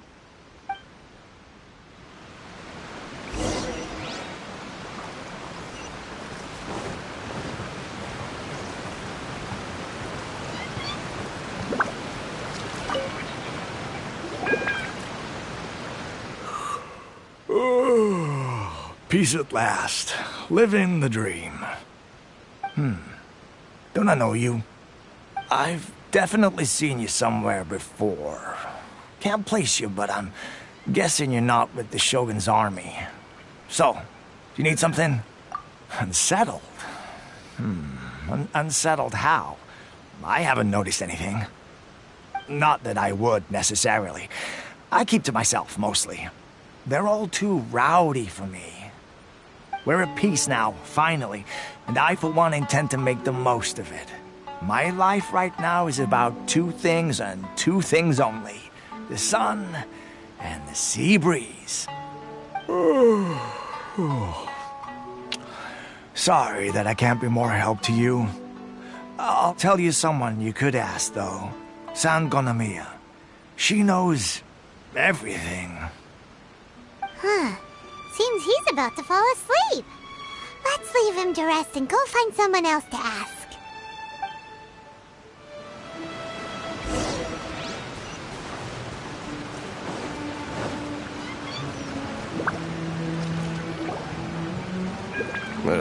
I don't understand what Her Excellency is thinking. I mean, peace talks? Give me a break. Why would she agree to that? Exactly. Everyone knows you can't trust the Tenryo Commission. I heard they've been secretly coordinating with the Fatui and plan to continue their attacks. Wait, for real? You're sure of this? Positive. Some of our guys had a run-in with a few Fatui. They caught them conspiring together firsthand. I knew it! The Tenryo Commission are a bunch of crooks. They'll never change. Honestly, it's kind of naive for Her Excellency to take them at their word, isn't it? Shh! Keep your voice down. Someone's coming. Hey there! What you talking about? Captain, you're back. Do you think we should tell the captain about what we were discussing just now? No, let's not mention it. She's one of her closest advisors. For all we know, the peace talks could have been her idea. I'm sure the captain would see where we're coming from, but you're right. We should probably play it safe. Welcome back to Watatsumi Island, Captain. Nothing to report here. Everything is A-okay. Her Excellency should be in the village at present. Head straight over if you wish, Captain. Paimon definitely detected some hush-hush going on there. But if they aren't gonna talk, we might as well head over to the village.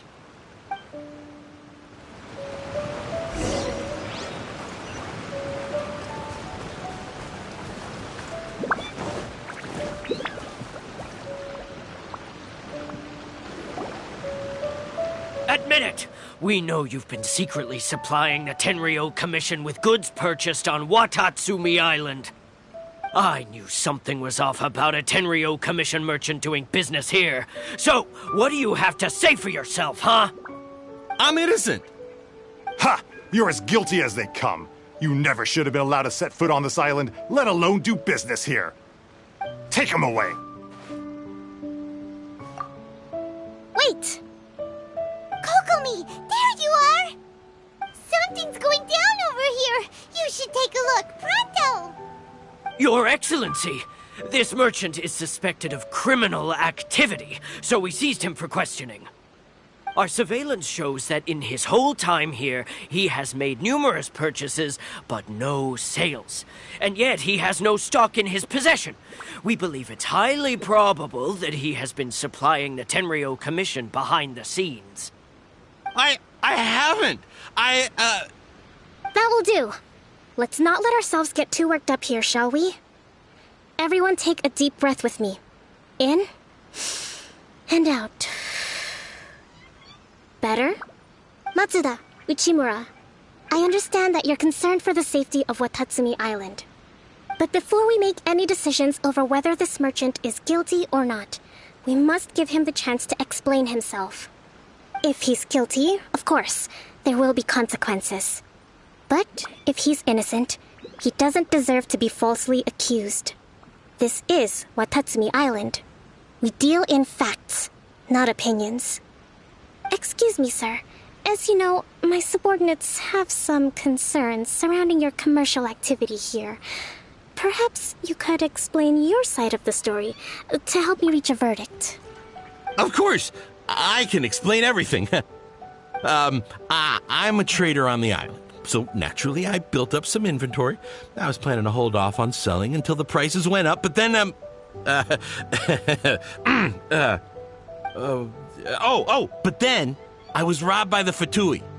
They took everything. Now, you think about that. First I lose all my inventory, then I get treated like a criminal. And why should we believe you? So what? That doesn't prove they took his goods. And even if they did, it'll still end up in the Tenryo Commission's hands. They're in this together. What? The Tenryo Commission are colluding with the Fatui now? This is the first I've heard of it. I suppose it is true. What's that got to do with me? What, the Tenryo Commission start colluding with the Fatui after the fighting's already finished? Seems unlikely to Paimon. We met a representative of the Kujo clan recently. It doesn't seem like he'd have the time to be colluding right now. But on the way over here, we accidentally on purpose overheard some soldiers mention the exact same thing. Kokomi, do you know anything about it? It has been brought to my attention, yes. We are scheduled to begin peace talks with the Tenryo Commission soon. The Kamisato clan has arranged for them to take place in a neutral location. Kujo, Sara, and I will be accompanied by our guards. We will use the talks to discuss future plans in detail. But just as arrangements for the peace talks began to fall into place, I started hearing rumors of collusion between the Kujo clan and the Fatui. Allegedly, their goal is to completely wipe out Watatsumi Island. If that's the case, then the peace talks are likely a trap. Even the Kamisato clan could be involved. Sir, are you quite certain that your goods were stolen by the Fatui? Yes, it's the truth. I swear. They stole my goods and then they ran off that way. I'll bet that's where that hideout is. Very well. The potential ramifications of this incident are serious. We will retrieve your goods, and if everything is in order, it will prove your innocence. However, if we find evidence to corroborate the claims of collusion between the Fatui and the Tenryo Commission, I expect you to fully comply with our investigation. Do we have an understanding? Yes, of course. Thank you, Your Excellency. Matsuda? Uchimura? Well received, Your Excellency. Good. Now, Traveler, Captain of Swordfish Platoon Section 2, would you join me in the investigation? Good. I look forward to seeing how you've progressed lately. I also have a few new things to teach you. All right, follow me. If we do find the merchant's goods in the hands of the Fatui, it'll prove he's innocent. Whatever's going on between the Fatui and the Tenryo Commission, we need to get to the bottom of it.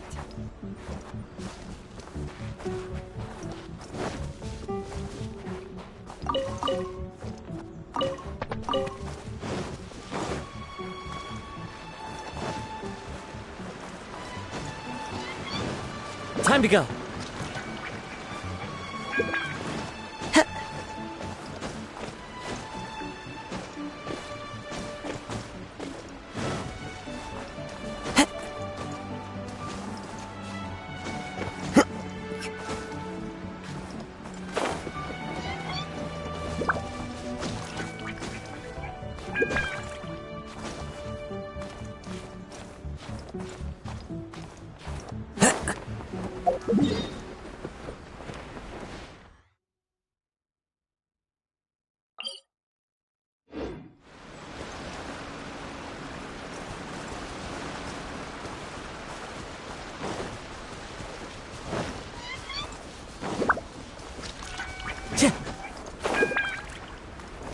Time to go.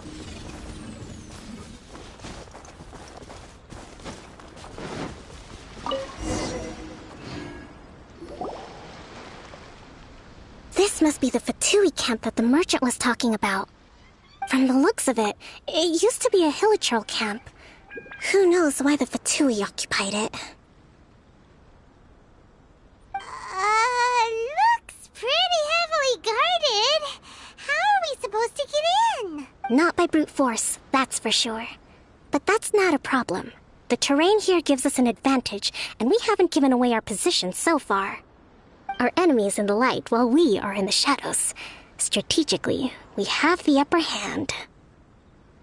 I think think we have 3 options available. Option 1. Take the king, and it's checkmate. The Fatui's presence in Inazuma is weak at present. Nothing more than a few scattered remnants. If we strike from above and take down their leader first, the rest of them will be hard-pressed to put up a serious fight. Option 2. Hit them where it hurts. Over there, for example, a store of gunpowder cakes. If we manage to discreetly set the gunpowder alight without alerting them, it would deal them a devastating blow. They'd be caught completely off guard. Both their morale and fighting capacity would be severely impaired. Option 3. Use the environment against them. We're close to the sea here, so the air is very humid. I can gather the water vapor, you add a touch of lightning, and together we can shock them into submission. Wow, that's our grand strategist. It's a lot to think about, though. Which option should we choose? That will depend on our assessment of our own abilities. A surprise attack from the air is the quickest solution, but requires superior combat skills. With an explosion, we could rapidly reduce their numbers without a protracted battle, but absolute stealth would be required during the operation, or we'd risk exposing ourselves. If we decide to take advantage of the environment, we should be prepared for a lengthy siege. So, which is your preferred option? All right. We'll draw them out first to minimize damage to the camp itself. I haven't had much chance to fight alongside you in the past. I'm not sure I'll be able to keep up with your pace. Still, not to worry. Even if I can't claim to be a warrior myself, I'm no stranger to the battlefield. This fight should be well within my capabilities. Okay, let's clear out the camp and find out what they've been up to.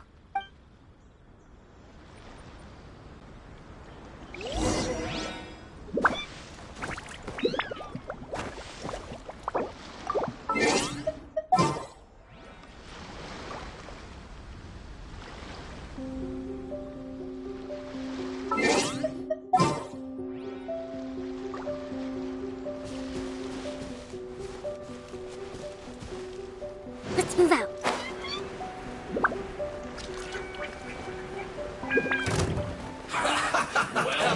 This! Allow me! Teamwork is dreamwork! Yeah! Killjoy! We've only just begun! You can't run! Well... Wind Strider! As one with wind and cloud! Went too far.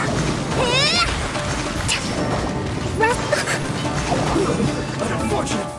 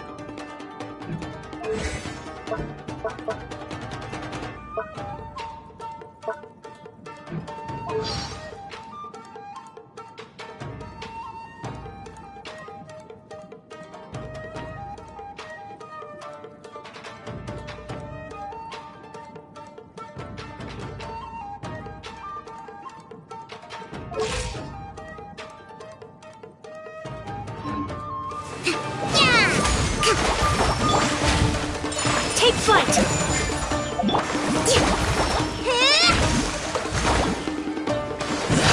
You haven't seen the last of us. You can't run. Well, allow me!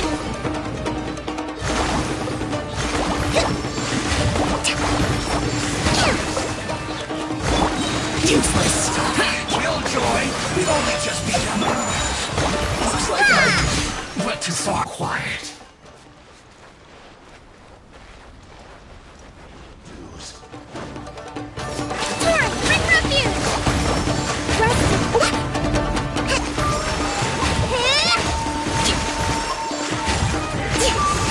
Let's move out.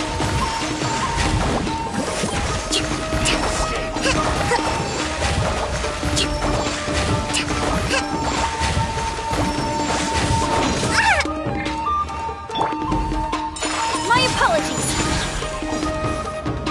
Sakura Swirl! Yeah! Allow...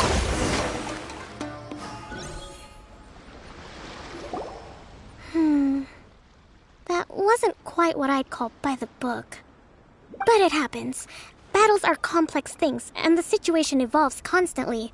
It doesn't always help to stick too rigidly to a predetermined plan. Seems like as soon as the fighting started, the plan went out the window and we kinda winged it. And yet, the outcome is quite satisfactory. A testament to your ability and willingness to adapt. I must admit, I wasn't expecting to find the Fatui laying low in a Hilichurl camp. Presumably, they've been operating out of here in secret for quite some time.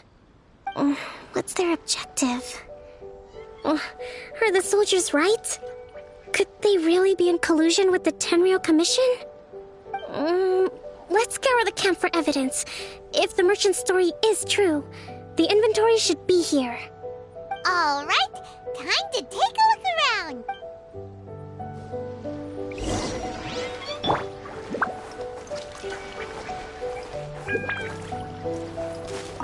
So these are the Fatui food supplies? They look a little past their best. Is this really all they had to eat?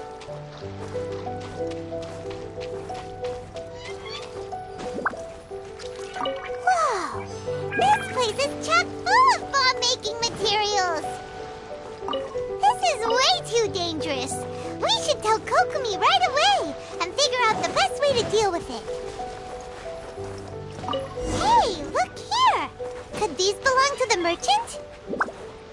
There's a lot of stuff. Some of it has the Tenryou Commission emblem. Yep, this has gotta be it. Kokumi! Kokumi! We found the merchant's stuff!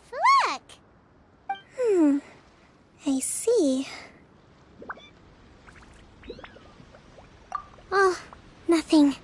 I just zoned out for a moment. Let's see here. Yes, these are the stolen goods, all right. Food, medicine, farming tools. All essential for post-war recovery. He was probably stockpiling them until he could make a handsome profit. By contrast, it's doubtful that the Tenryou Commission has any need of these items, so the idea that he was supplying them doesn't make a lot of sense. In all likelihood, he's just an opportunistic merchant. Nothing quite as scandalous as Matsuda and Uchimura had imagined. He's hardly a saint, though, right? How could he stockpile things that people are desperate for? We're not just gonna give them back to him and let him go, are we? It doesn't feel right. Don't worry. I had already foreseen this. In my recently issued post-war temporary decree, I included restrictions on the prices of essential everyday goods. These items will ultimately reach the people at a reasonable price. If he had taken the time to read the decree, it's unlikely he ever would have ended up in this predicament. Kokumi, you think of everything! I wish that were true. Take this alleged collusion between the Tenryou Commission and the Fatui, for example. I'm still completely stumped. The low energy doesn't exactly help. Huh? What do you mean by that? Nothing. Come on, let's take the goods back. It's not long now until the victory feast. It'll be a race against the clock to get all of this resolved before it starts. Got it! First we mend the peace, then we attend the feast!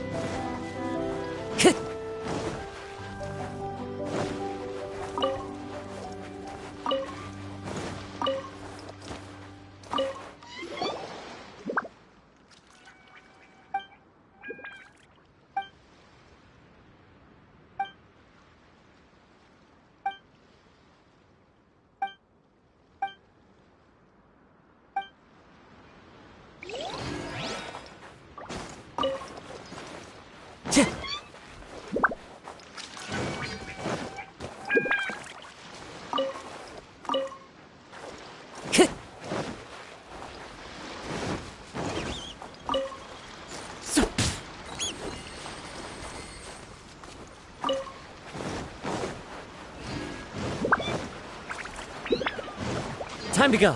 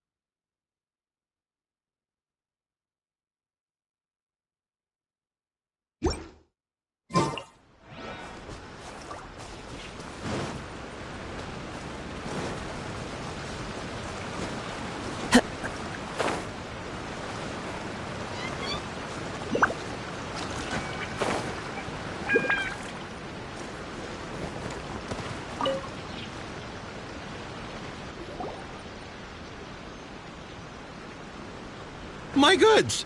You got them back, huh? Thank you, Your Excellency. And thank you, Captain. You see, I told you I was innocent. I'm not so sure. You could have easily planned the whole thing with the Fatui in advance. Based on the information we gathered from the Fatui camp, there's nothing to suggest he had any correspondence with them. Had it been the case, then knowing how the Fatui operates, they would have left some evidence of it. But what if... No ifs, no buts. We've recovered the goods. As agreed, this is sufficient to establish his innocence. Apologies. Guess we got carried away. What did I tell you? You army numbskulls don't have a clue. All brawn and no brains coming to me with your crazy conspiracies. Lay off me next time, got it? Sir, I'm afraid you're getting ahead of yourself. You may be innocent of the accusations originally leveled at you, but hoarding essential goods is a crime under the temporary decree. you must bear the consequences. You have already admitted to being the owner of these goods, so we are obliged to respond with appropriate measures. In addition to enforcing the sale of these goods at the accepted rates, there will also be a fine, the amount of which... Wait, Your Excellency, whose side are you on here? I have no business taking sides. As the Divine Priestess of Watatsumi Island, I abide by the principle of clear and consistent rewards and punishments. Just as merit must be recognized, mistakes must be penalized. You may have been proven innocent of the more serious allegations leveled at you, but this does not exempt you from bearing the consequences of your mistakes. Wait a minute, Well, don't just stand there. Take him away. Time to pay up. Your Excellency, he says all the goods belong to him, but it doesn't add up. Those of a Tenryo Commission emblem are probably his, but not the rest. Especially these ones. They're clearly for shrine use. It seems the Fatui simply dumped all their stolen goods in one place. Leave the shrine paraphernalia to me. As for the rest, I'll leave you to sift through and try to track down the owners. I know, that's a lot to ask. Not at all, Your Excellency. We're on it. But if I may, Your Excellency, maybe there were no signs of collusion in this case, but our people know what they saw. Something is going on between the Tenryo Commission and the Fatui.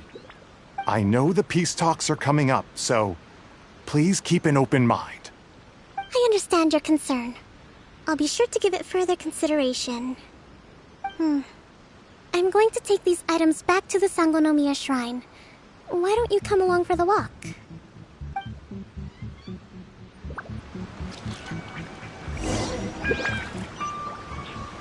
Watatsumi Island observes different customs than the rest of Inazuma. I imagine it must all seem a little alien to you.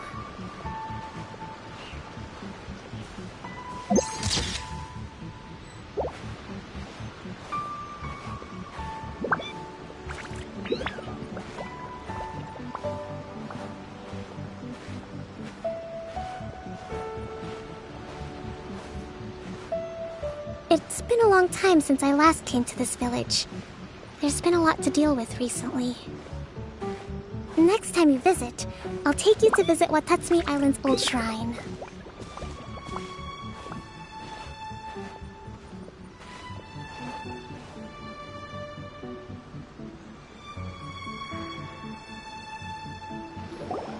You know, the earliest shrine on Watatsumi Island was not located in Sangonomiya.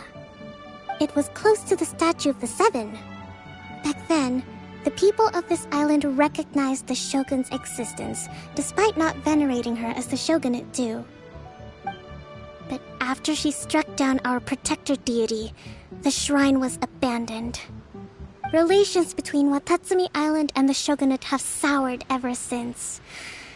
Mistrust has become deep-rooted over time. I've been hoping to raise all this at the peace talks and discuss it properly. Grievances have to be let go eventually. Your Excellency, what brings you out this way on your busy schedule? Oh my, you're looking a little worse for wear. You need to take better care of yourself, okay? All of our fates depend on you. Thanks for your concern, but I'm fine. Your Excellency, I beg you, heed a word of advice. After all this time fighting the Shogun's army, peace is not something that can simply be declared.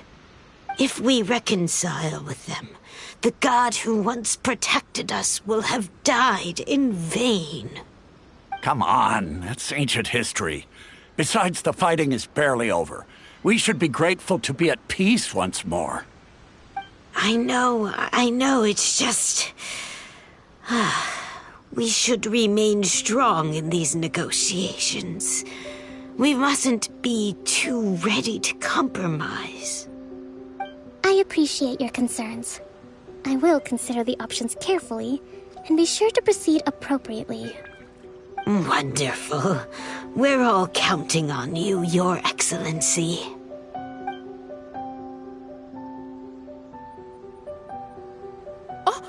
Your Excellency? Well, I'll be... fancy meeting you at a place like this. Do you know, my daughter's enrolled herself in the Shrine Maiden selection process this year. If she makes it into Sangonomiya, I'll be one very happy mother.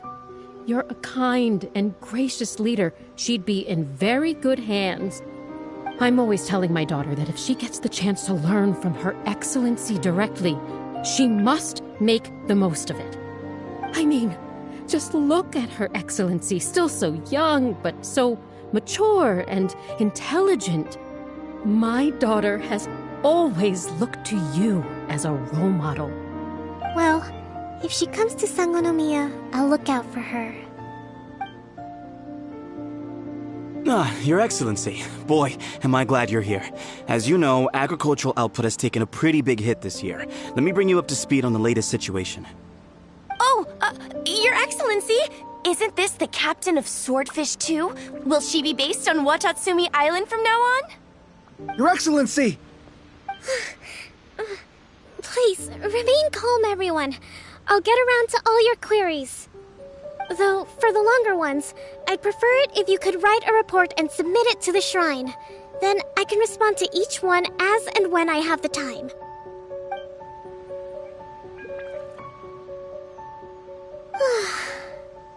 Are you alright? This kind of thing is water off a duck's back for you, huh? Your Excellency, here you are. There's been a situation. We're still waiting on the delivery of a whole batch of ceremonial items. I'm beginning to worry that they've been stolen. Oh, we retrieved those already. No need to worry. Really? That's fantastic. You never cease to amaze us, Your Excellency. I sorted through all the petitions received recently and placed them on your desk. Also, according to the schedule, you're just in time for your meeting today on the development of the textiles industry. That's today? Right now? Yes, the two young ladies have arrived safely. We're just waiting for you. I see. I was hoping to take a walk around the island with you, but it looks like we'll have to save that for some other time. Well, let's rendezvous tomorrow at the entrance to Sangonomiya Shrine. Then we'll go and make preparations for the victory feast. Yay! The victory feast! Just to be clear, we're talking lots of delicious food, right? That's the name of the game. There'll be some Watatsumi Island specialties, which I'm sure you'll enjoy. Great! See you tomorrow, then!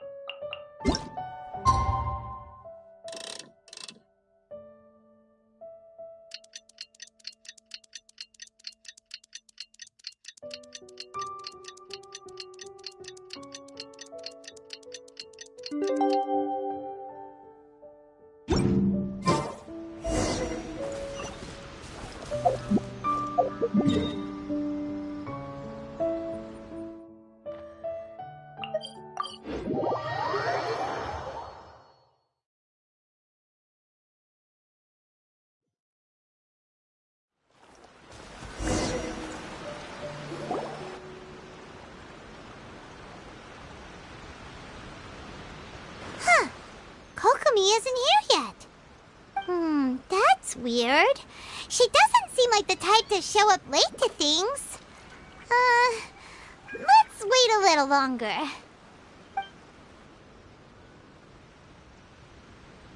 How is she still not here? Do you think she could be in trouble?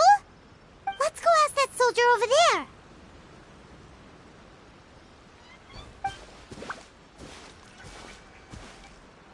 Are you looking for Her Excellency? I'm afraid she isn't here at the moment. I don't know where she's gone. So strange. Guess we should just call it a rain check then? Not necessarily. If I recall correctly, Her Excellency has made special provisions for such a scenario in her general operational directives. Let me see. Yes, number 98. Should a visitor from afar come to see me, and should my whereabouts be unknown, direct them to proceed southward until they arrive at a tree with purple foliage. The footnote stipulates that this only applies when Her Excellency has made no communication regarding her whereabouts before disappearing, and even then, only when the visitor in question is of VIP status. As far as I'm concerned, you two tick all of the boxes. I keep this directive on me at all times.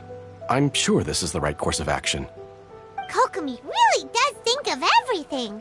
All right, let's find the place she wrote about and have a look.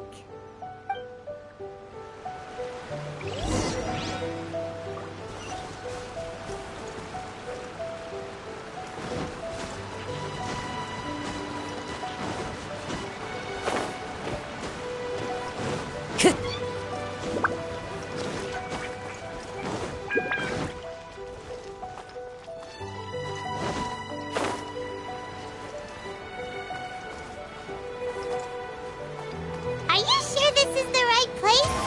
Feels like we keep heading deeper into the middle of nowhere. Hey, doesn't that tree look like the one she described in the directive? It looks like there's a way in over there. Let's take a look.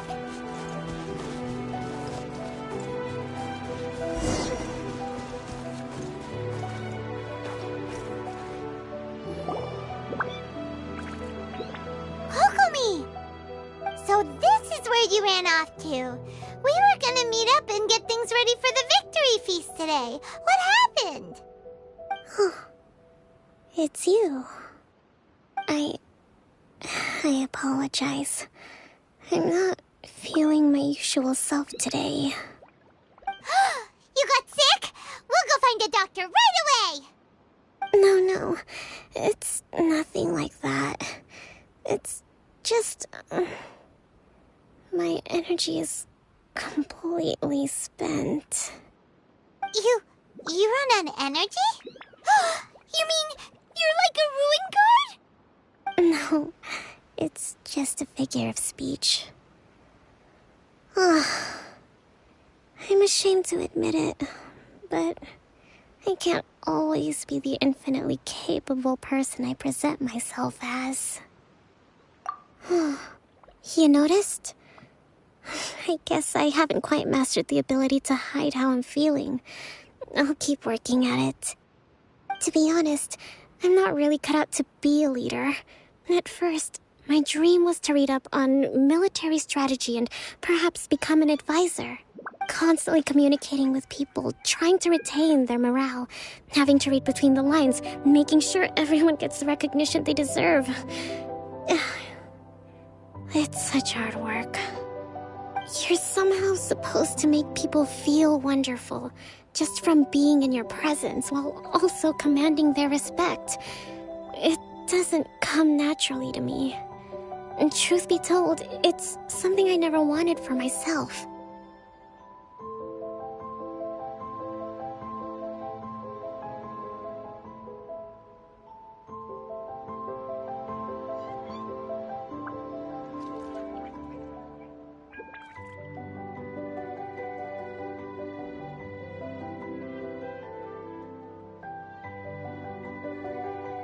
But because of my bloodline, I was always going to end up being the Divine Priestess, sooner or later. Like it or not, it's just the way it is. So, whenever I feel overwhelmed, I come here to just lose myself in a book and relax for a while.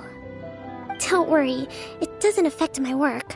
I handed over preparations for the victory feast to someone else. I have to make a speech tonight, and I mustn't give the troops any reason to suspect that something could be wrong.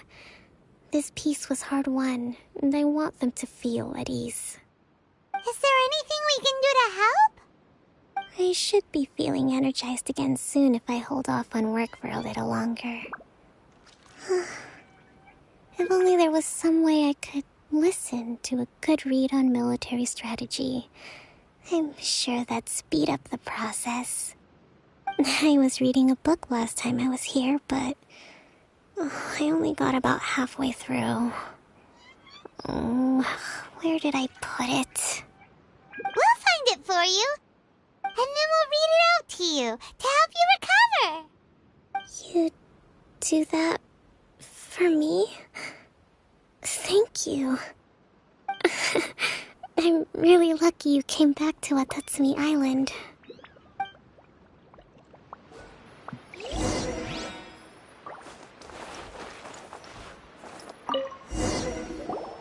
Whoa, look at all these petitions.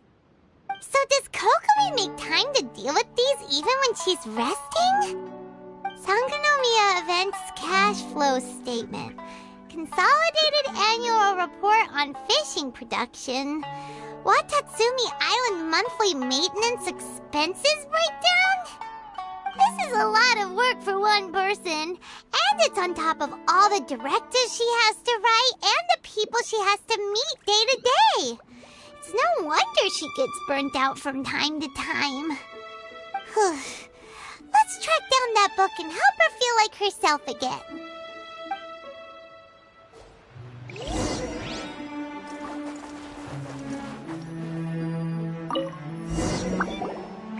Hey, look! Could this be the book she wanted? Swordfish Captain came back today. Energy +4. That's just,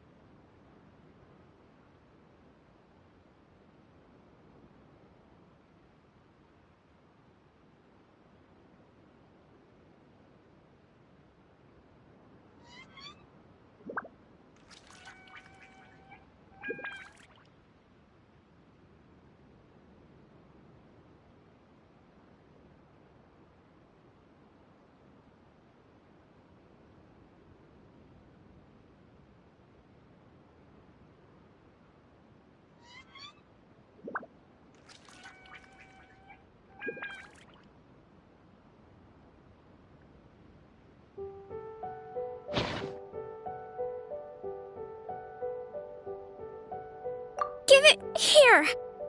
Guess that was the wrong one. Let's keep looking.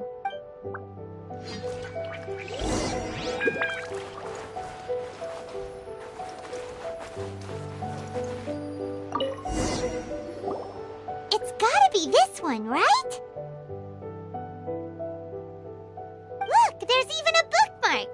None of the other books have one, so she must have finished reading those already.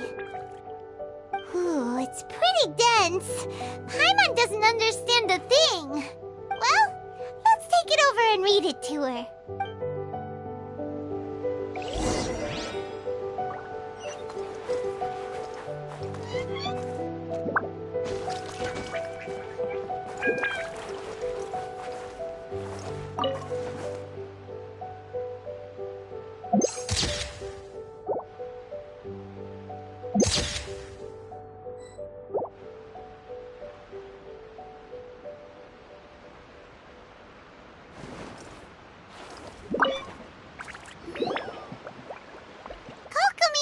Is this the book you wanted?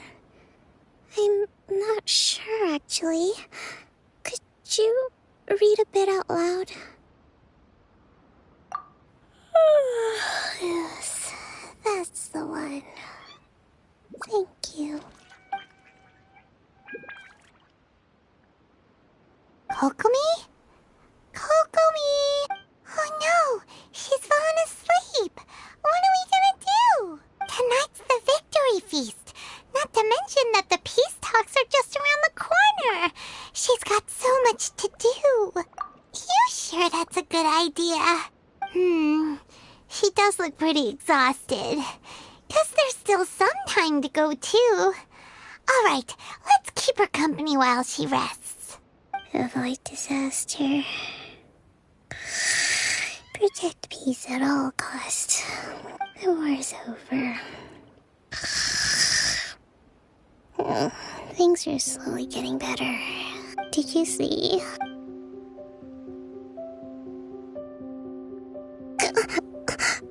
What time is it? Did I fall asleep? Yep, you've been out for ages. It's nearly time for the feast. I can't believe it got so late. I haven't slept that peacefully in so long. That's gotta be 3 whole energy points right there. Should be enough to see me through the peace talks. Thank you. Well, we better get ourselves over there. It's nearly time to light the bonfire. Woohoo! Kokomi's back to full energy! Good to have you back.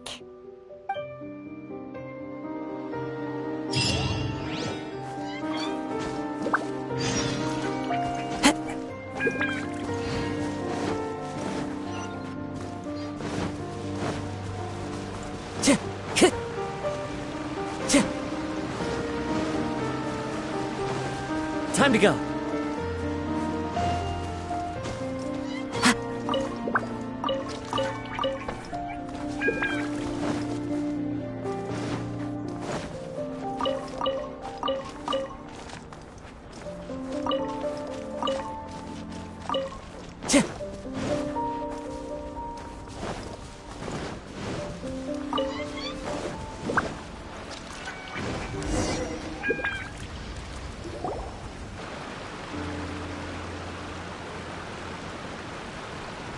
It looks like everything's in place for the feast. But I still need to give a quick speech before the festivities begin. Oh, how much energy will that take? Do you think you've got enough? Don't worry, I've got plenty. Thanks to you two, I recovered more quickly than usual. That's great! We'll be rooting for you. Welcome, everyone! Today is the day that we celebrate our victory. Recently, our war with the Shogun's army came to an end, and we finally saw the abolition of the Vision Hunt Decree. None of us can know what the Inazuma of the future will look like. But tomorrow, I meet with the Tenryou Commission for peace talks.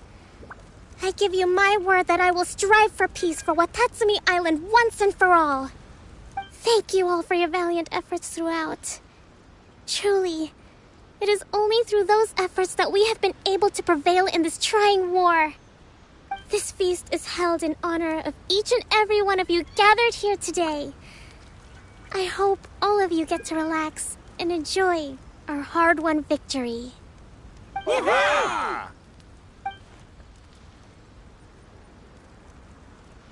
Tonight seems to have gone off without a hitch. I'm so glad it's all going smoothly. People tend to be more open when they're in a good mood. Could I ask you to go around and see what information you can gather?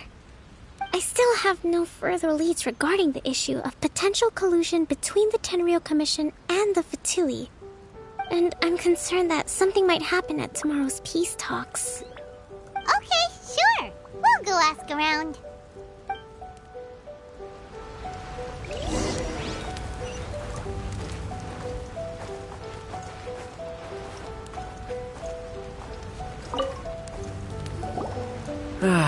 Watatsumi Island is finally at peace, and it's all thanks to Her Excellency, Sangonomiya. Recently, let me think. Well, the biggest thing for us is that we can finally get back out on the ocean to fish. During the hostilities, the open sea was full of warships. We just had to make do with what little fish and shrimp we could get our hands on closer to shore. When the catch wasn't good, we'd all go hungry. The poor kids were crying all day and night, but there was just nothing I could do. We'd go to bed ravenous and be tossing and turning all night long, trying to keep it together until the morning. At least things are finally improving now. I hear you're captain of Swordfish too, is that right? Well, thank you for your service. Here, have a fish. It's freshly caught, so it's a bit, fishy. But it's fine. Oh, No! No. We couldn't possibly. Ah, come on, take it. Without you, we'd probably still be going to bed hungry tonight. Her Excellency always teaches us to repay kindness with gratitude. Okay, well, thanks. Come on, let's go talk to some others.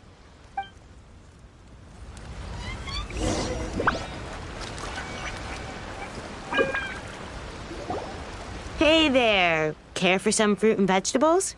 Nature's remedy when you overdo the barbecue. Are you referring to the thing about the Tenryo Commission and the Fatui? I've heard rumors, but nothing too detailed. It's funny you should say that the soldiers seem excitable, though. I've had the same feeling. See that guy over there? He's been acting strange these days, always shouting and waving his spear around when he's got nothing to do. He scared the heck out of me a few times. It's a miracle the fighting has finally come to an end. Yeah, I really hope we don't go making any more trouble for ourselves. Sorry, I'm afraid I don't have much information. If you still have questions, you may as well go and talk to him. Sounds promising. Let's go see what that guy's deal is.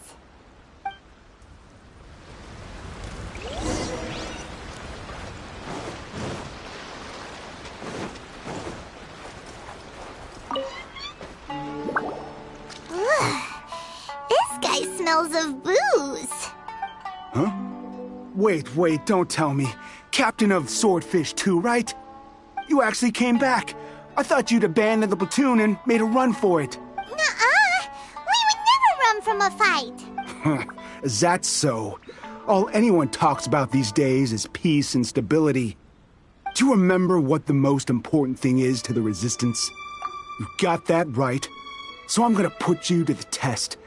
Time to see if you truly are a bona fide Resistance warrior. I'll answer your questions, but only if you can beat me in a duel. Ugh, this guy. Would it kill him to just have a normal conversation? What do you think? Are we gonna do this? We'll see about that.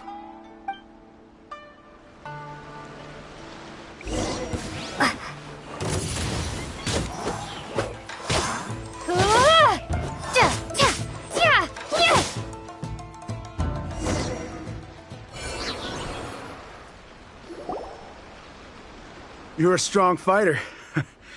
No wonder Her Excellency chose you. You really do have a warrior's will. Then maybe you can understand us. Captain, comrade, will you join us? We made it up. The story about the Tenryo Commission colluding with the Fatui, it didn't happen. What? Poor Kokomi's been worried sick. You're telling us you made the whole thing up? What the heck were you thinking? This could send you right back into war with the Tenryo Commission. Yes, that's exactly what we're hoping to achieve. Peace talks? Everyone's been drawn in by the idea. That's why the future of Watatsumi Island is at stake. What's to stop the Tenryo Commission from stabbing us in the back? And what's to stop the Raiden Shogun from issuing another Vision Hunt decree? We are the Resistance. Everything hinges on our warrior's will. We can't trust the Tenryo Commission or the Raiden Shogun, but we can put faith in ourselves. Surely you agree with that? His point does kinda make sense, but something about it doesn't feel right to Paimon. Yeah, everything you said just now was pure speculation, wasn't it? Are you seriously willing to make up a wild rumor and ruin the peace everyone's worked so hard for, all because of some imaginary situation that may not even happen? Don't take that tone with me, acting like you're above all of this. What would you understand? For the sake of victory, we embodied the warrior's will to the fullest. You understand? We were all in. Now they're suddenly trying to tell us that none of it matters anymore? You'd have me just put down my weapon and start living like an ordinary person, but how can I? How can I when every time I close my eyes, I see the faces of the friends we lost in battle? Every time I see them there in my mind's eye, remind me that I can never forgive the Tenryo Commission and never forgive the Vision Hunt decree.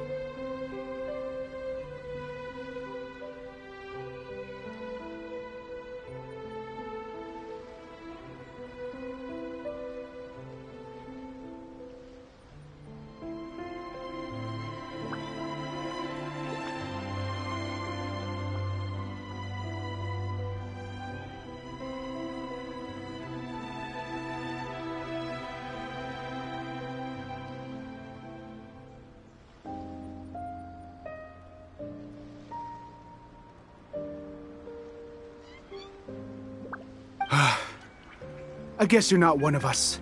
Well, whatever. Go ahead and tell Sango Nomiya if you want, but you're too late to stop us now. Too late? What do you mean? Darn. Doesn't seem like he's gonna answer that one. What are we gonna do? This is really serious. We need to give Kokomi the full story right away.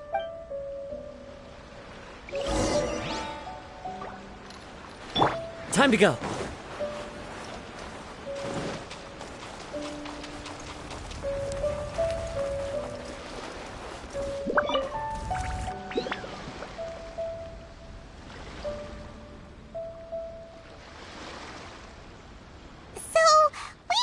A few things. The whole thing about the Tenryo Commission colluding with the Fatui is baloney. They made it all up.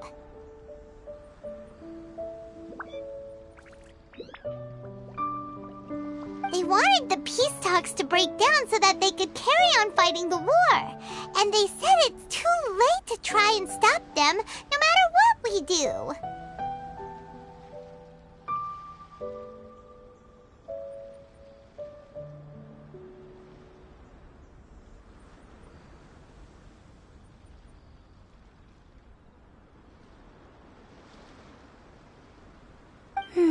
I see. I'm fine. Don't worry.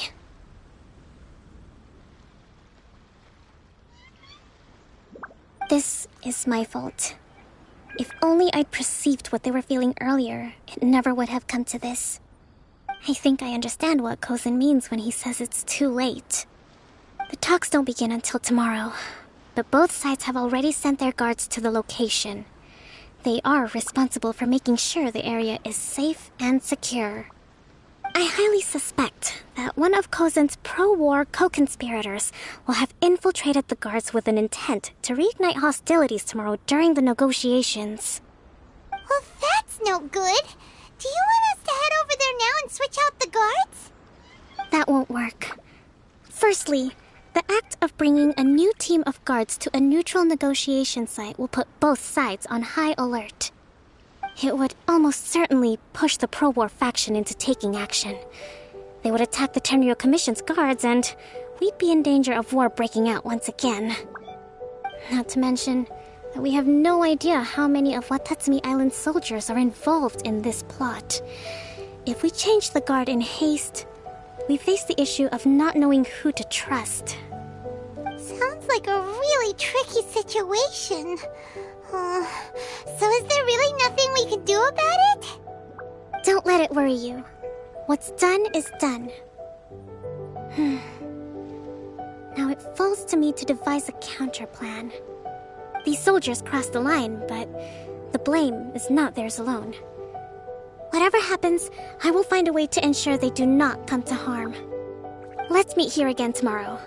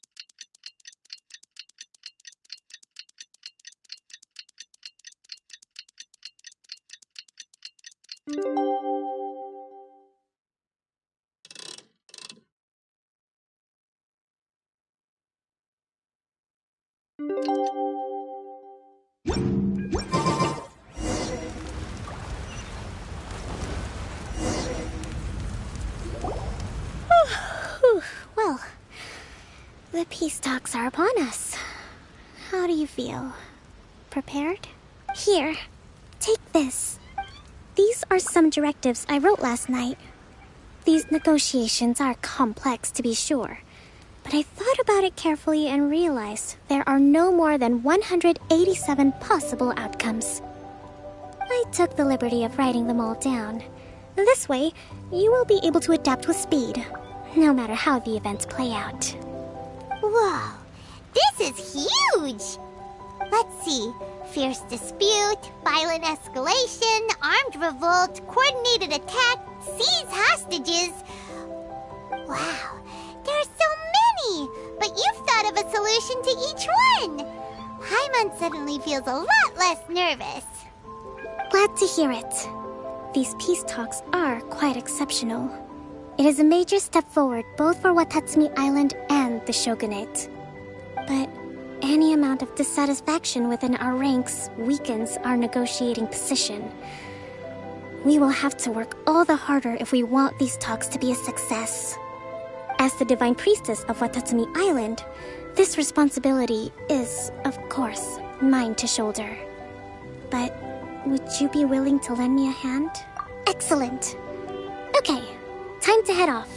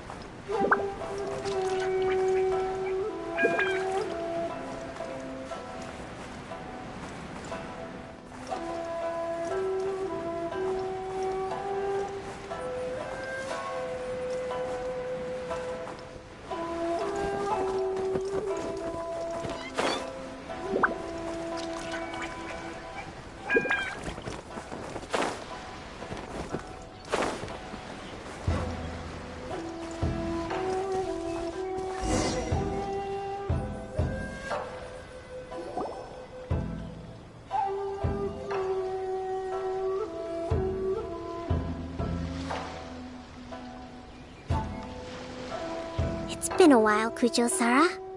I believe the last time we met was on the battlefield. Yes, where you dealt my forces quite the devastating blow. But before we go any further, what are you doing here? That's right. She's here to bear witness to the proceedings.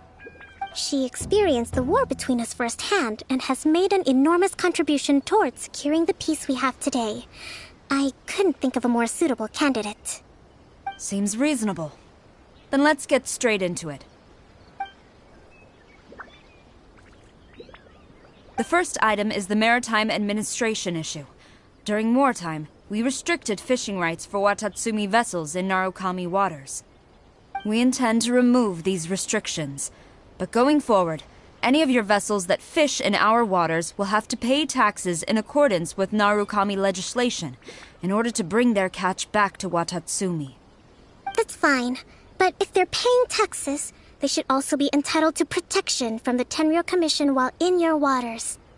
Any losses they sustain due to issues of public security will need to be compensated by the Tenryou Commission. Accepted.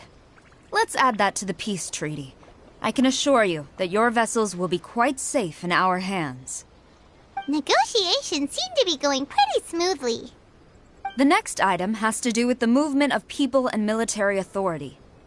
In the past, our people have been subjected to lengthy interrogations on arrival in Watatsumi, and the same has been true for your people on arrival to Narukami.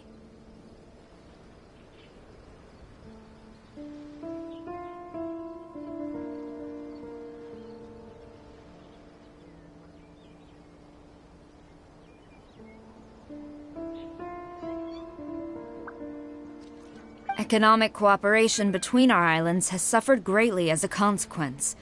Few merchants are now willing to engage in inter-island commerce. Since the war is now over, I propose that we have the Yashiro Commission appoint a business council to oversee trade between our two islands. The problem there is that trade is a reciprocal affair. We'll need to involve merchants from both sides in this process if it is to succeed. We cannot give the Yashiro Commission full authority. Correct me if I'm wrong, but isn't Watatsumi Island facing severe shortages of many essential goods at the moment? Having the Yashiro Commission organize everything centrally would work in your favor. True, we're experiencing some shortages, but we will recover in due course.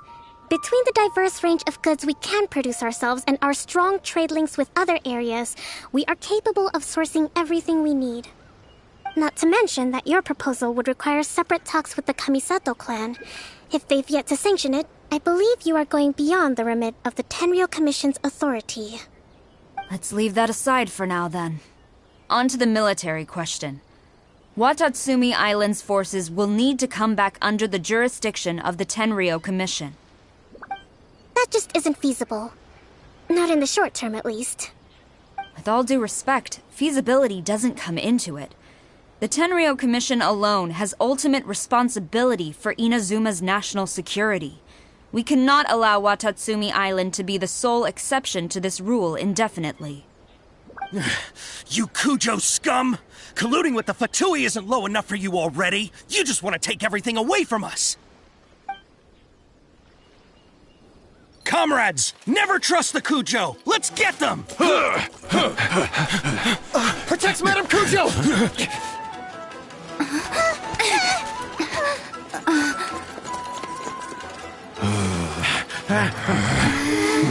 Number 16. No, wait.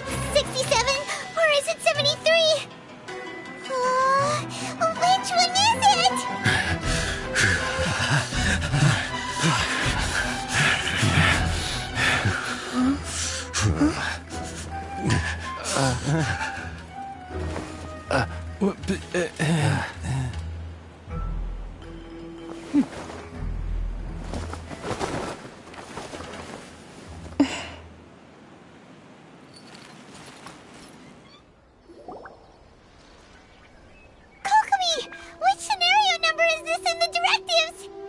The last one, but hold off for the moment.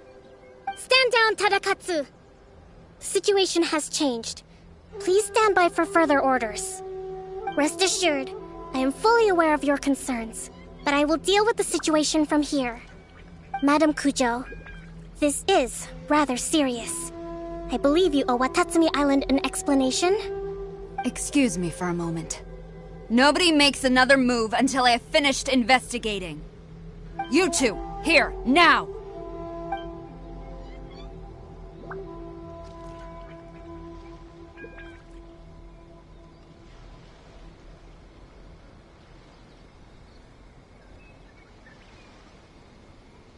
Speak! Collusion with the Fatui? Is this true? I wouldn't exactly call it collusion as such. We were approached by a few Fatui. They mentioned a potential cooperation to keep the war against Watatsumi Island going. At the time, I felt like we could give it a try. After all, there'd be nothing to lose. But we were extremely careful. We didn't agree to anything. We just said they could maybe start by heading to Watatsumi Island and stirring things up a little. Then we'd see how it went. With respect, ma'am, there was no collusion. It was just a one-off conversation. How anyone from Watatsumi Island even found out about it, I have no idea.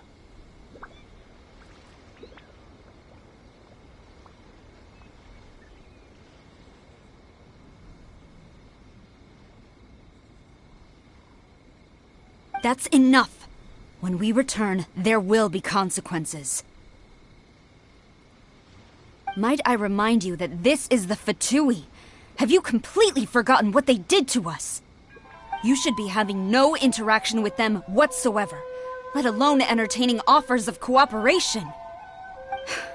So, what did they want out of it?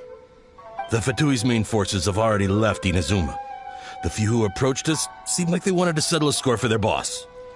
Oh, her subordinates. So they're out for revenge. They want to keep Inazuma in a state of turmoil. One day, I will hunt them down. Every last one. We bear responsibility for this issue. My sincere apologies. I have my own negligence to blame for this state of affairs. Please, grant us another chance to continue the peace talks. But of course, Madame Kujo. I have every confidence in your ability to resolve this situation. For the time being, however, there is evidently some discord within the Tenryou Commission's ranks. I would therefore not feel comfortable releasing Watatsumi Island's forces into your command at this time. It seems that I must acquiesce. I will lay this issue aside for now, but we shall revisit it as soon as the Tenryou Commission has resolved our internal issues. As for the trade issues we raised, I will discuss options with the Yashiro Commission and make sure both sides have ample participation in the final arrangement. Seems like Kujo-sara's on the defensive now. These negotiations should be smooth sailing from here on out.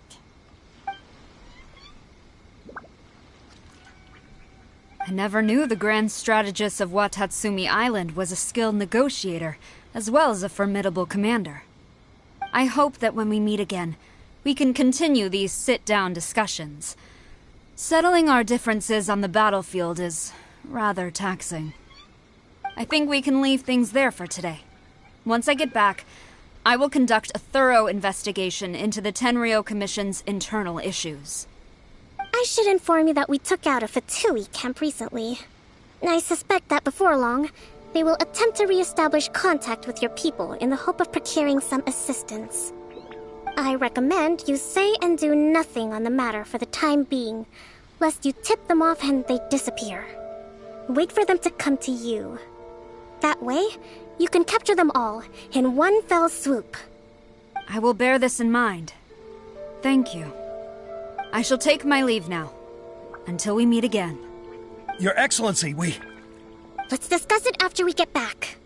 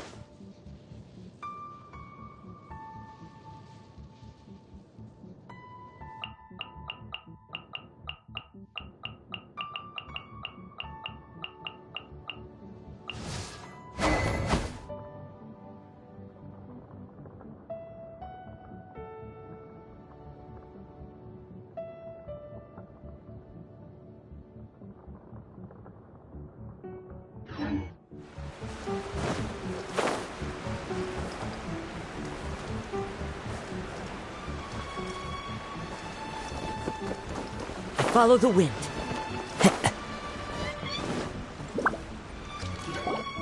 Your Excellency, you knew? I have already been informed on the reasons for your actions. You believe the Tenryou Commission to be untrustworthy and sought to sabotage the peace talks and reignite the war. Fortunately, the end result exposed and thwarted a secret Tenryou Commission plot. Yet, this was purely incidental, and the end certainly did not justify your means. But Your Excellency, so many comrades have sacrificed themselves in the line of duty.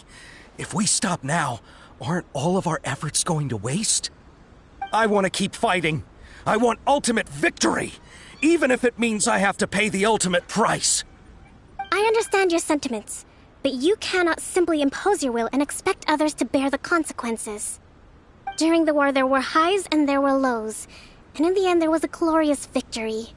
For you, perhaps the experience was one of great excitement. But you saw nothing of the countless others who will remember the war quite differently. Most people suffered terribly through each day. Watatsumi Island's people yearn for peace because they have long since given all they had to the war effort.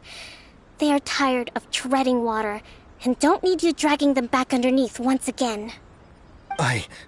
But... I understand, I do. And the fault is not yours alone. It was largely an oversight on my part. I taught you to nurture a warrior's will, but never how to let it go. It's not your fault, Your Excellency. It was ours. Our selfishness. Either way, we are ready to accept sentencing under martial law. Very well. Then I hereby declare...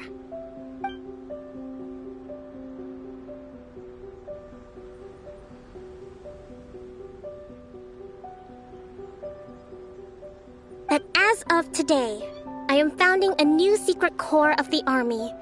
This division will be responsible for keeping Watatsumi Island safe and secure, neutralizing any and all threats to the peace of our island. You and your comrades will all be welcome to join, but be warned, the training will be grueling. Perseverance and grit will be in high demand. Your Excellency, what are you saying? I have concluded from today's peace talks that the Kujo clan cannot achieve absolute peace and stability in the near future. Many seek peace, but there are still those who pursue war. It is right that Watatsumi Island moves towards peace, but we must still retain a defensive capacity. Those whose warrior's will is alive and well, I invite you to embark on the most challenging training regimen of your lives. I don't want to hear from any of you again until all of you can take on 2 shogunate samurai at a time. Thank you, Your Excellency. All right, dismissed. Go and report to General Goro. And remember, there can be no more insubordination. And if there is, there will be no more leniency from me, whatever reasons you may have. Yes, ma'am. From now on, we will focus on our training. Thank you for this opportunity, Your Excellency. We'll report to General Goro right away.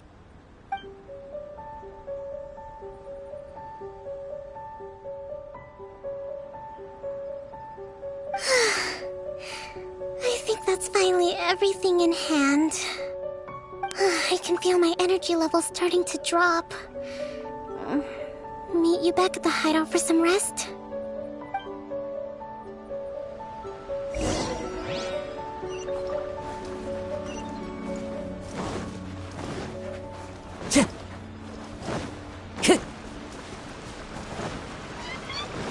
Time to go.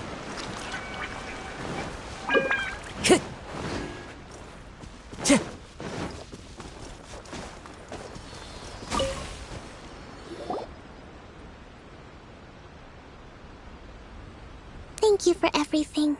With your help, peace has been restored on Watatsumi Island once more. Recovering. Slowly, but surely. I should be raring to go before too long. Today was a reminder that I don't cope well in situations with lots of people. I've improved, but I still get nervous when more than a handful of people are involved. I think I might get Goro to handle the negotiations next time. Do you think so? To be honest, I'm still a long way off what's expected of a divine priestess. In the past, I was concerned only with winning the war, restoring peace, and making sure everyone could live a happy life. But I realize now that wasn't going far enough. People have all kinds of aspirations, and just as many measures of happiness. I have a long way to go, but that's okay. If I can't make the journey in one giant leap, I'll just have to settle for taking it one small step at a time. In short, I've still got some maturing to do. Could you stay here on Watatsumi Island? To keep me company for a while longer?